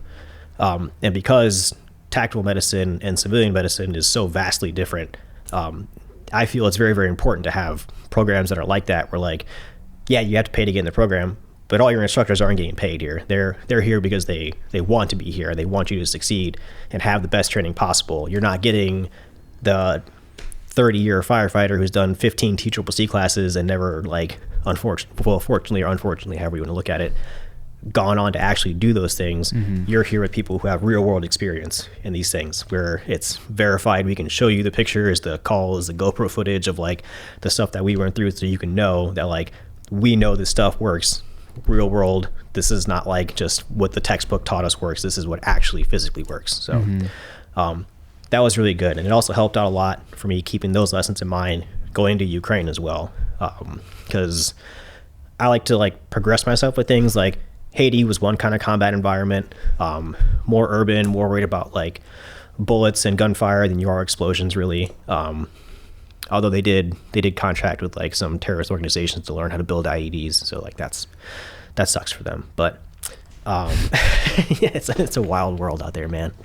How is the war in Ukraine still going on?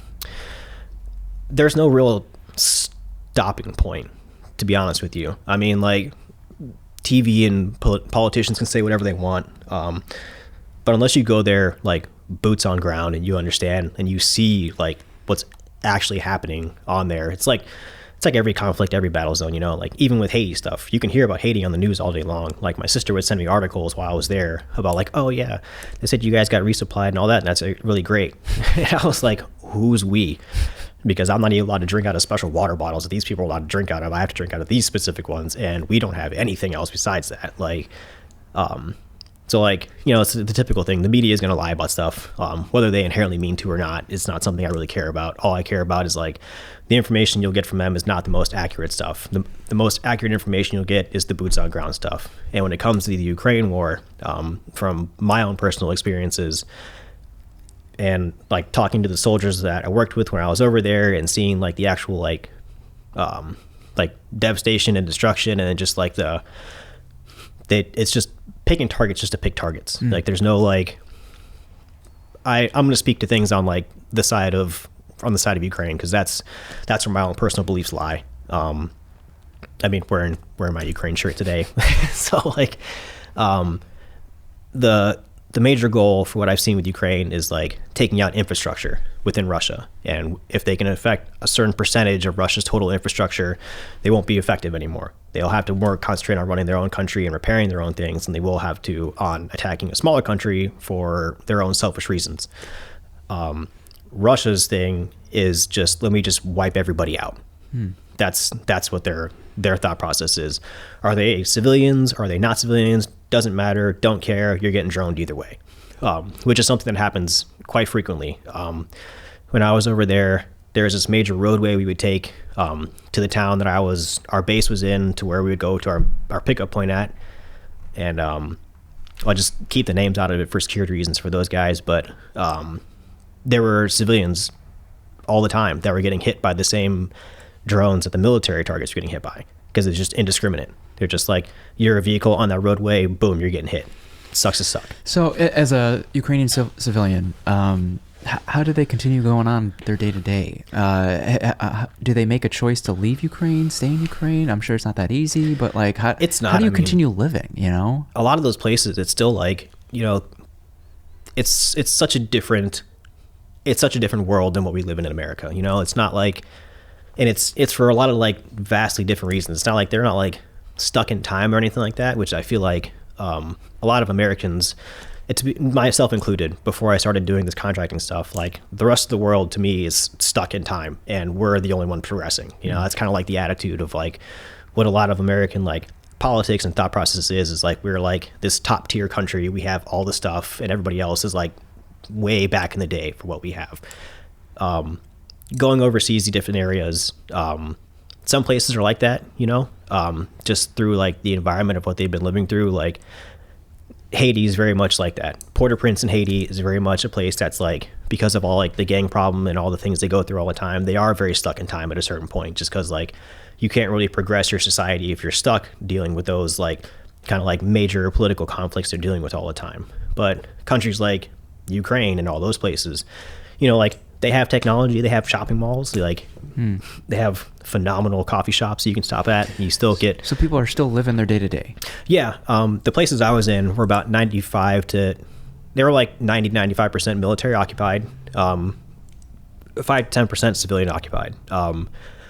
Mostly if you were a male in that area, you were in the military, or you were either like a volunteer with the military, or you were like your international contractor. And pretty much everybody who ran the shops, it's like talking about World War I, World War II. It's all like the women are the ones that are running like all the shops, all the businesses, and all the guys are off to war, pretty much. I mean, you walk around the areas that I was in, and everybody walks around in like military attire the entire time. Like you're pretty much wearing your combat gear. And what are their spirits like? Are they hopeful? Are they angry? Are they frustrated? What do they feel like? They are some of the most resilient people I have ever seen in my life. I mean, there was this restaurant we used to go to all the time. It was such good food. It was the best. I love it so much. I'll never not miss that. How would you describe Ukrainian food? Really good. Honestly, a lot of meat. Oh God, so great. A lot of meat, rice, potatoes, kind of deal. Beef or pork, or what kind of meat? Because of like the war they have right now, they're kind of restricted on the meats that they do have. But it is a lot of like beef and stuff like that. Like specific types, couldn't tell you. But I also didn't ask a lot. They would just put food in front of me, like a pot roast, and they'd be like, thing, yeah. "You're small. You need to eat." so I would just kind of eat whatever they gave me. But like when I wasn't spending my days in the trenches, because we would go out to the trenches or these underground bunkers. They call them blindages. And we'd be on point for the first unit I was with. We were there for 4 days at a time. And then we'd come back to our base for 4 days and go back for 4 days. And then the second unit I got moved on to, we would be out in the blindage for 3 days at a time and then come back for 3 days at a time. And like those 3 days I was out there, it was like I was just back in the military again. It was great, except for like there were no real restrictions on stuff. Like there was no like, oh, you have to be clean shaven and you have to like, you're not going to be an effective like soldier if you don't do this, this, and this. I love the way that the Ukrainian military is running things. I mean, like when you get the time, look up the different unit patches for at least like 3rd Assault Brigade is who I worked with. Look up the unit patches of those guys. And like their unit patches are insane. They're awesome. They're super cool. Like the units sell their own merchandise for their stuff. Like it's not like a heavily safeguarded thing like the American military of like, I was in this unit so I can wear this thing, but you weren't in this unit so you can't wear this thing. They like the 3rd Assault Brigade has an entire like online merchandise store. Buy whatever you want on there. Proceeds all go to the 3rd Assault Brigade to help them fund things, buying more drones, buying more equipment, buying medical equipment and stuff like that. Because the vast majority of what you see over in Ukraine is donated. Mm-hmm. Like there wasn't a single bit of medical supplies that the company I was with like that we bought. Everything was donated. I mean, we had bags of fluids from like Fresenius dialysis centers that were over there. Like some of the IVs I had to start on people, like starting them on fluids, they were like the big glass vials and all that. So like, and a lot of it was like the old school, like you had to do like 2 pokes in the tubing, like one for the tubing, air, another one for air hole and all that. Like, it's just kind of like sporadic what you do and don't get. And even with that being the case, like all the soldiers that I was with, like, you know, some of them were just more tired than others. Like not everybody's like super friendly, but like being in a combat zone, like without having the experience of it prior, you would expect everybody to be in like a pissed off mood. Everyone's like super serious. And like those guys they would pick me up at the pickup point. And then I'd be like, all right, we're heading to the blindage. And they're like, oh, we're stopping by the coffee shop first. We're going to grab a cappuccino and a croissant and smoke a couple cigarettes. We'll laugh a bit. And then, we'll get out to our point. And get out to our point. And then you'd hang out, wait for a call to come in or for a patient to come in. And then you go out and get your patient and you immediately jump into like that battlefield work mentality and then drop your patient off at the stabilization point. You make it back to your bunker. And then it's just like, okay, cool. Then back to the movie we were watching, or like back to just gonna take a nap now and just kind of relax a bit. But like the resiliency of the Ukrainian people is just like, it was mind blowing to me. I mean, the restaurant that we used to go to all the time, the building next to it got hit by 2 Shaheeds and a cab missile. What's a Shaheed? It's a big ass drone. It sounds like a moped going through the air. So is it like a kamikaze drone, or drones are shooting missiles? Drone. I mean, pretty much everything out there is a kamikaze drone at this point. Wow. And what they'll do is they'll send like 1 Shaheed in, it'll hit a target. They'll wait for people to respond. They'll drop the second one in. It'll hit those people responding, and then they'll throw a cab missile at it too. And they just like try to just like level the buildings and all that. That restaurant we used to go to was in a building attached to one of their target buildings. And we were there at that restaurant at like, until like 30 minutes after the curfew the day before. They let us stay after because we were there all the time. And we paid so much money all the time with all the food because it was so good. And so they let us stay like 30 minutes after we went home. And then about an hour and a half-ish after us being back at base, we could hear like the city getting hit, which was like a common thing. It got hit every single night. Like the neighborhood that we had our base in would get hit all the time. The city would get hit all the time. Every day you went in, you could see like a new destroyed building. And they weren't always like blatant, like what you would think targets, like, oh, that's a government building, so they hit that. Like, no, a lot of these were like, oh, this is just an apartment building. And they just randomly bomb the shit out of it at night just because, fuck it. That's what Russia does. How do you sleep through that? I mean, I can sleep through cannon fire next to a cannon, so it's just kind of, for me, like I didn't personally have a whole lot of anxiety about it. This may be a bit grim of an aspect of it, but like, you're either going to live or you're going to die. You know, if I voluntarily put myself in a combat zone where the sky's raining bombs all the time. It's not going to do me any good to be worrying about the sky raining bombs all the time. That's just the nature of the beast out there. I put myself in a situation. I accepted that risk for it. I'm not necessarily going to worry about it. If it hits me, it hits me. If it doesn't hit me, awesome. And that's my favorite part about it. But there were times where they did like aim drones at where we were at. Artillery would hit in areas that we had been in frequently. Like when I would go on point, I would go from being like an hour away from the front line to being about like 4 to 8 kilometers away from it. And that's where our response zone was. Our response zone was inside that front line area. So like it's just the accepted risk to me. Like I didn't really worry about it the entire time. Like if I hear a drone and it hits, there's not a whole lot I can do about it. I'm not going to outrun a drone. Like it's just kind of, that is what it is. But And how long were you there for? I was there for 5 weeks. It seemed longer. I wish it was, to be honest with you. I'd love to still be there. I would love to have been there for a few months. And is that 5 weeks what you signed up for? Yeah. But I could only do 5 weeks because it was a volunteer unpaid position. Wow. So I went to Ukraine for no, I actually spent a lot of money going to Ukraine to get this experience and all that kind of stuff. And if it had been paid, I'd have been there longer. Not saying like money is the driving factor for me, but like I got bills and child support I got to pay. So like, and how did you find that opportunity? I was following the company for years, actually. Frontline Medics is the company that I was with. They joined the war effort pretty much as soon as the war kicked off. And the roles they fill are doing medevac on the front lines. They put doctors and nurses and staff in the stabilization points as well. And then they used to do a little bit of community paramedicine, but at this point, they're essentially just embedded with the 3rd Assault Brigade. So essentially, we were a part of the 3rd Assault Brigade. Every time I was on shift in a bunker, one of their medics didn't have to be on shift in a bunker. So it was giving like one of their medics, I don't know if it was extra time off or how they had the deal worked out, but like we essentially were military with them, just not actually part of the military and not getting paid. Was there training for that at all? There was an extensive interview process. I think I went through 4 interviews going into Ukraine. By Ukrainians or by the company? By the company. Everybody who works for that company is, there's hardly any Ukrainians there that work for that company itself. It's an international company, so one of the major requirements is you have to have a national license or your country's version of a national license, and then you have to speak fluent English because that's just the common language we all speak. And then when we're out on point, we're attached to a Ukrainian medic. So the Ukrainian medic is the lead medic, and we're essentially filling a supporting role. So like, I wasn't going out to these calls like by myself, just only speaking English and all that. There was a Ukrainian medic with me, and we'd work the patients together. Oh, cool. Of like, I'll mix the medications ahead of time on the way out to like the patient and all that. And then when we get there, you can establish the line and I'll do the wound care or whatever the case may be, or flipping, flopping. It just kind of, it depended on like what unit, what medic you were with, what they were comfortable with. It's like if I was precepting somebody in my fire department, what I let you do on my ambulance is up to me because it's on my license for what happens or not. So it's the same thing for them. What they Sure. let me do was all whatever risk they're willing to accept, I guess you could say.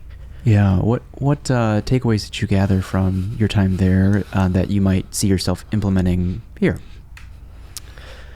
A lot of it just helped me for a while. I wanted to try and build up like a small like presentation or course for people of what tactical medicine is now, because it's not the same as what it used to be. You know, like the tactical medicine I did in Haiti is not the tactical medicine I did in Ukraine. There's just different environments, different wars. Yeah, is it like location dependent then? It's conflict dependent, and the war in Ukraine has changed the face of war forever. Drones are always going to be a very, very heavy part of war from here on out. And when it comes to drone warfare, the things that you have to understand is it knocks out a lot of the supporting things that other conflict zones don't have. You know, if I'm just in Haiti and we're doing pure urban operations and all we're worried about is like gunfire, then like, yeah, we can call in a helicopter for air support. You can't do that in Ukraine. You call in a helicopter for air support, they're just going to drone the thing out of the fucking sky. Mm-hmm. And then now you just have more problems to deal with. So like everything is truly ground transports when you can. Sometimes you can't. The first unit that I was with, the patients I would get, we'd meet them at a CCP, and they would have sat in the trench with their injuries from anywhere between 24 hours to, I think the longest patient somebody had that sat with injuries in the trench before they got to the CCP was 40 days. So a lot of that point, it was doing like just like fairly standard wound care for those guys. But like, I mean, I have GoPro footage of one guy that I did, one patient that I had there, and he had sat in the trench for 10 days with his injuries. He had gotten hit by a mortar attack, so he lost a big chunk of his thigh, and then part of his back left calf. And I remember looking at his thigh and being like, oh, well, so you've been sitting in a trench for 10 days with the same bandages on that, and no one's changed them out or anything? And he's like, and he translated to Ukrainian medic, and he said, yeah, that was the case. So I was unwrapping this guy's leg because I was like, well, we at least need to clean this out, because like I can, as soon as I walked in the room, I could smell like the rotting dead tissue from like his leg. And I started unwrapping it, and like after I got the first layer of wrapping off, there were the maggots that were like crawling across the bandages and all that. And this is when I really discovered like the difference between like combat EMTs and combat paramedics. So like combat EMTs, yeah, they can still start lines. They have like their like basic pain medications they have, but they shy away from narcotics. So like they're not big on like ketamine use in certain areas because like they're just at the EMT level essentially, and they're not like comfortable with using the narcotic level. Versus other points I was at were like the first patient I had when I was with the second unit, they were like, yeah, okay, so on the way there, hop in the back, mix me a bag of TXA, pull me at 50 milligrams of ketamine, and then I also need some Zofran pulled up as well. Like it was just like kind of like a different thought process because like those guys were way more emergent. I mean, my first patient I had at that second point was a guy who had a lower leg amputation from an FPV attack that was under 3 hours ago. So like that was a true critical red patient, all that. At the first one, we're unwrapping this guy's leg, and at a certain point it was hard for me to determine like what's actually part of his like dead rotting tissue and what's just like an old disgusting bandage. Where do maggots come from? Don't they come from flies? Like how did a fly get in there under the wrapping? I mean, he sat in that trench for 10 days. Yeah. With that leg packed and those bandages on, and like I mean, I think the standard is like every 3 days they should be changed out, but like it's resource limited, so you can't just like, oh yeah, you're gonna sit in this trench with us for 10 days and we're just gonna change on your bandages every 3 days. Like we might need those bandages for another patient if they get hit. So like that's part of like that process I was talking about earlier, where you have to pick and choose. You have to pick your battles essentially with that. And like how I never saw a patient out there that was septic, I have no idea, because it has to be something in the food. They're just like sepsis just doesn't hit them like that. But even that dude, like outside of when we were fist deep inside of his leg, cleaning out everything and then repacking his wound, I remember he was sitting on this bed. So we'd go in this little compound, and there was like a house that was right in front of us where all like the medical transport soldiers that were always like who brought the casualty to us would hang out, and like our patient would be in the building off to the left. And he was like, when I first got to him, he was sitting on that bed, and he looked like he was like doing pretty good. Like they're tough people. I mean, he's missing a big chunk of his leg, and he was just kind of smoking cigarettes and bullshitting with us before we started digging into it. And even when we were digging into his leg, like he's on the side of the bed and he's holding onto it, and he's white knuckled, holding onto it pretty good, but he's not like screaming out in pain the entire time. Like he was definitely making some noises, as two grown men with their hands inside of his leg, like scrubbing and repacking and all that kind of stuff. But I mean, took it pretty good. And then after that, like we cleaned it, disinfected it. I did the same thing with the calf. We started an IV on him, and then getting used to the medications they use over there versus what we use over here is interesting.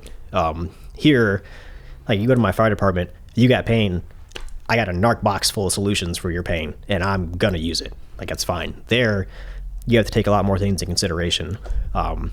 And when I was at that point, I was the only paramedic that was there. The other guys were combat EMTs, they weren't paramedics. So I had the narcotics on me. I had my fentanyl, I had my ketamine and all that stuff. And I was telling them like, hey, I can give him this if you want. And they're like, I'd rather hold off on it. It's not something that like and I was like, that's fine. It's totally okay. Mm-hmm. Like, like if it had been here on an ambulance, somebody was like, I'm going to hold off on pain meds for that. I'd be like, you're out of your fucking mind. There's no way we're giving them pain meds. But like in that environment, I'm not there to lead the call. Like I'm not there to show them how to do medicine. Mm-hmm. I'm there to help them in whatever supporting role that I can. And if it's just, hey, this is how we do things right here, like right there and then on a battlefield is not the time for me to sit there and have that debate with you back and forth. And like, if that's what your SOPs are, that's totally fine, you know? But we give them main pain medication they use over there for like general pain is like dexketoprofen. Yeah, same thing happened to me. The first time we went there, he's like, oh yeah, just pull him up some Dex and give it to him. And I was like, what? He's like, dexketoprofen. And I was like, I have no idea what that is. And because that was a bit embarrassing for me after my first call. I came back and I started going through every single medication they have, but it's all written in the Cyrillic alphabet. So me and Google Translate were going through it, and me and ChatGPT were defining what medications were. But I think I still have on my deployment phone my chart built up of like the drugs and indications and and dosages and all that. But that was another like unique challenge you run into with like environments like that. If you're going to go into foreign countries and use their stuff and not use your stuff, and because like good luck getting ketamine and fentanyl through TSA without being a doctor and all that. Yeah, just have fun with that. I mean, what did you bring with you? I brought a lot of trauma supplies with me. I brought my own kit. I'm smaller, so like I like to buy my own stuff that fits me. So I brought my own kit. I didn't buy any over there. Although they have the greatest selection of tactical shops I've ever seen in my life over there. It was amazing. I went to at least like 20 of them, and like I have my favorites. It's great. You can buy a lot of stuff over there, but like there are certain things that like I wanted to be prepared with before I got there. Like I brought my own McGill forceps. I brought my own like clamps, my own couple style of IVs that I run with because they use a different style of IV over there than what we use here. And that's okay with them? You can just bring in your own stuff? Yeah. And again, it depends on what unit you're going to and who you're going to be working with and all that. Like the first place I went through, they were like, no, we have to use these IVs because the ones that you have are for infusions only. And I was going back and forth with like explaining to them in my head of like, should I tell them like this is what I use every day at the department? It's not just for infusions, or I just like, okay, cool, fuck it, I'll just use your guys' IVs and just struggle with those for a bit. Because they are set up differently. You do have to establish them like differently. Like the overall concept's the same, but like your hand positioning is different and all that. They're not like, you know, at my department, I'm spoiled. I get the BD Nexivas. They're so easy to establish. I love them. It's so definitive. I get to see it the entire time. Theirs, you don't need a pigtail. You don't need like tubing for it.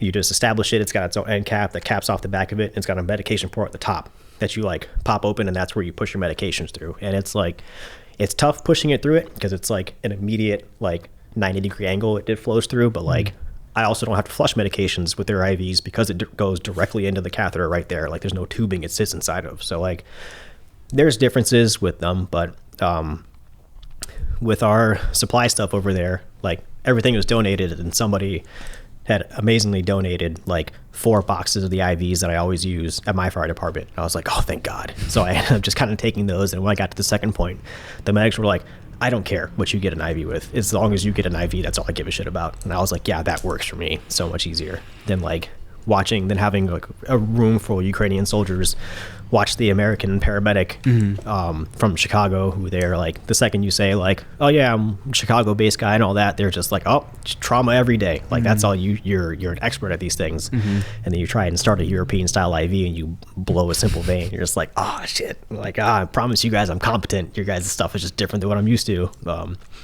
But once you get used to all that stuff, it makes it a bit more simple, but that is one of the big challenges of like, if you want to get into that contracting life and you want to get in that like overseas paramedicine thing, you're gonna have to run into situations like that where you're gonna have drugs you don't know, you're gonna have pieces of equipment that you don't know, or like they have medications over there, they're like, oh yeah, we use this one, it's an inhaled one for like people's pain management. And I was like, oh, I may have heard of stuff like that, not that big of a deal. And then I looked that medication up and I was like, oh yeah, this is banned in America. That's why I don't know it, because we don't use it. Okay, great, that's cool. But there it's acceptable, it's usable, it's not a problem. And like, that's not a fight to have there. You know what I mean? Like it's not like, it's not your place. Yeah. You shouldn't be going there and like, oh yeah, no, I'm going to show you guys how medicine's supposed to go. I'm just like, I'm here to just help out with what I can. Sure. Yeah. So I guess, what do you see for yourself next? Ideally, I'd like to be back in Ukraine. I'm aiming for sometime next year. I'd like to go for a couple months if I can. instead of just like the short stint I did this time. Unfortunately, recently I learned the area that I was in, there's no more trains to that area anymore. Just the drone threat and the constant attacks is too much, so there's no like direct train there anymore. So I don't know how I'd get back to the area that I'd get back to. But I am in contact with a company that I worked with before. They asked me to stay for longer, and if I could have, I would have. But yeah, ideally I'd like to be back there, but I'd like to do like at least maybe one contract overseas per year. It's something I just kind of like. After I did my first contract, I just kind of fell in love with it. While being a 911 medic is awesome, like, you know, like tubing people is great. So the medical emergencies are fun, but like trauma medicine, if you're somebody like, if you're like a true trauma junkie, like you're not going to get any better experiences than you will in a war zone. Could you see yourself taking a vacation with your family? Or would you be restless? Be like, damn, I could be contracting right now. Oh, I'm already restless. Since I got on the train to leave the area that I was in, I started getting all the same like anxieties and worries that I had back home. Like I remember the second I got into Poland and I was beginning my journey to crossing the border, getting into Ukraine. I remember sitting on like the bus and I was just like chilling. I was just reading a book on my phone, and it like occurred to me, I was like, I'm the calmest I've been in years in this environment. Like I was like, I'm not worrying about anything else. I'm just like enjoying my time reading a book on a bus, looking out the window, heading off to a war zone. Like, and it's because there wasn't for anything for me to really worry about. Like the only thing I need to worry about there is living or dying, and that's kind of out of my hands. So I don't really inherently worry about it too much. But when you're coming back home, there's everything else. You know, there's bills, there's personal problems, there's your job stuff you have to worry about. Like, you know, every life does go on while you're gone, but when you come back to it, you got to play catch up for everything, you know? So like, it's easier for me, personally and mentally being in those environments, but also I have responsibilities back home I have to take care of. And so while I would love to live my life in the European war and not have come back, like I have to be back here to handle the things I have to handle. Yeah. I mean, what does your girlfriend think about it? I think she would ideally not like to have a boyfriend that likes to go overseas in war zones. But she understands at this point that's me. That's what I do. That's what I love to do. And if I don't do it for long enough, I do get a bit cranky. I do get a bit moody. That's actually how I decided to go, pull the trigger and go to Ukraine. I was just like super cranky all the time. I was always like down. I couldn't figure it out. And I had just gotten to the point where I was like, everything at my department is so routine for me. Like I get to work, I run my calls, I go home, I wait 2 days, I go back to work, I run my calls, I go back home. It's just like the same loop and all that. And, you know, being out in a war zone, like I might go to a point and I might be out on a point for 3 days and not have a single patient for 3 days. Or I might go out to a point for 3 days, I might have critical red patients every single day. It just kind of depends. And it's so spontaneous. You never know what you're going to run into. You know, did that guy that got hit and lose his leg to an FPV, is he the only injury there and he's just the only one that reported or not? Like when we pulled him out of the Kazovac vehicle, like he was already screaming in pain, but the other 3 guys that hopped out and they were all limping all over the place. And I was like, well, shit, now I don't know if we have to deal with all 3 of them plus this guy or just this guy. And I like the chaos of it. It's just, it keeps me on my toes. It makes me remember why I do all the studying and all the background stuff in it that I do to try and be as good at my job as I can be. So I can be ready for situations like that. Yeah. We can talk about this for hours, but where can people find you if you want to be found and if they want to reach out with any questions? I am on Instagram and Facebook. I would love to put out my names that are on there, but I've completely forgotten what they are. But I think they can be in the description. Yeah, absolutely. I think my Instagram's like MLA_dammit or something like that. Okay.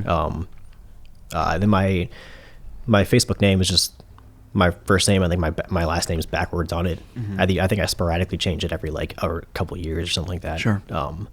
No real specific reason. I just kind of do it. It's not like a paranoid about people finding me or anything. Okay. I think I put myself out enough there where if people want to find me, they're going to find me. It's not hard. Yeah.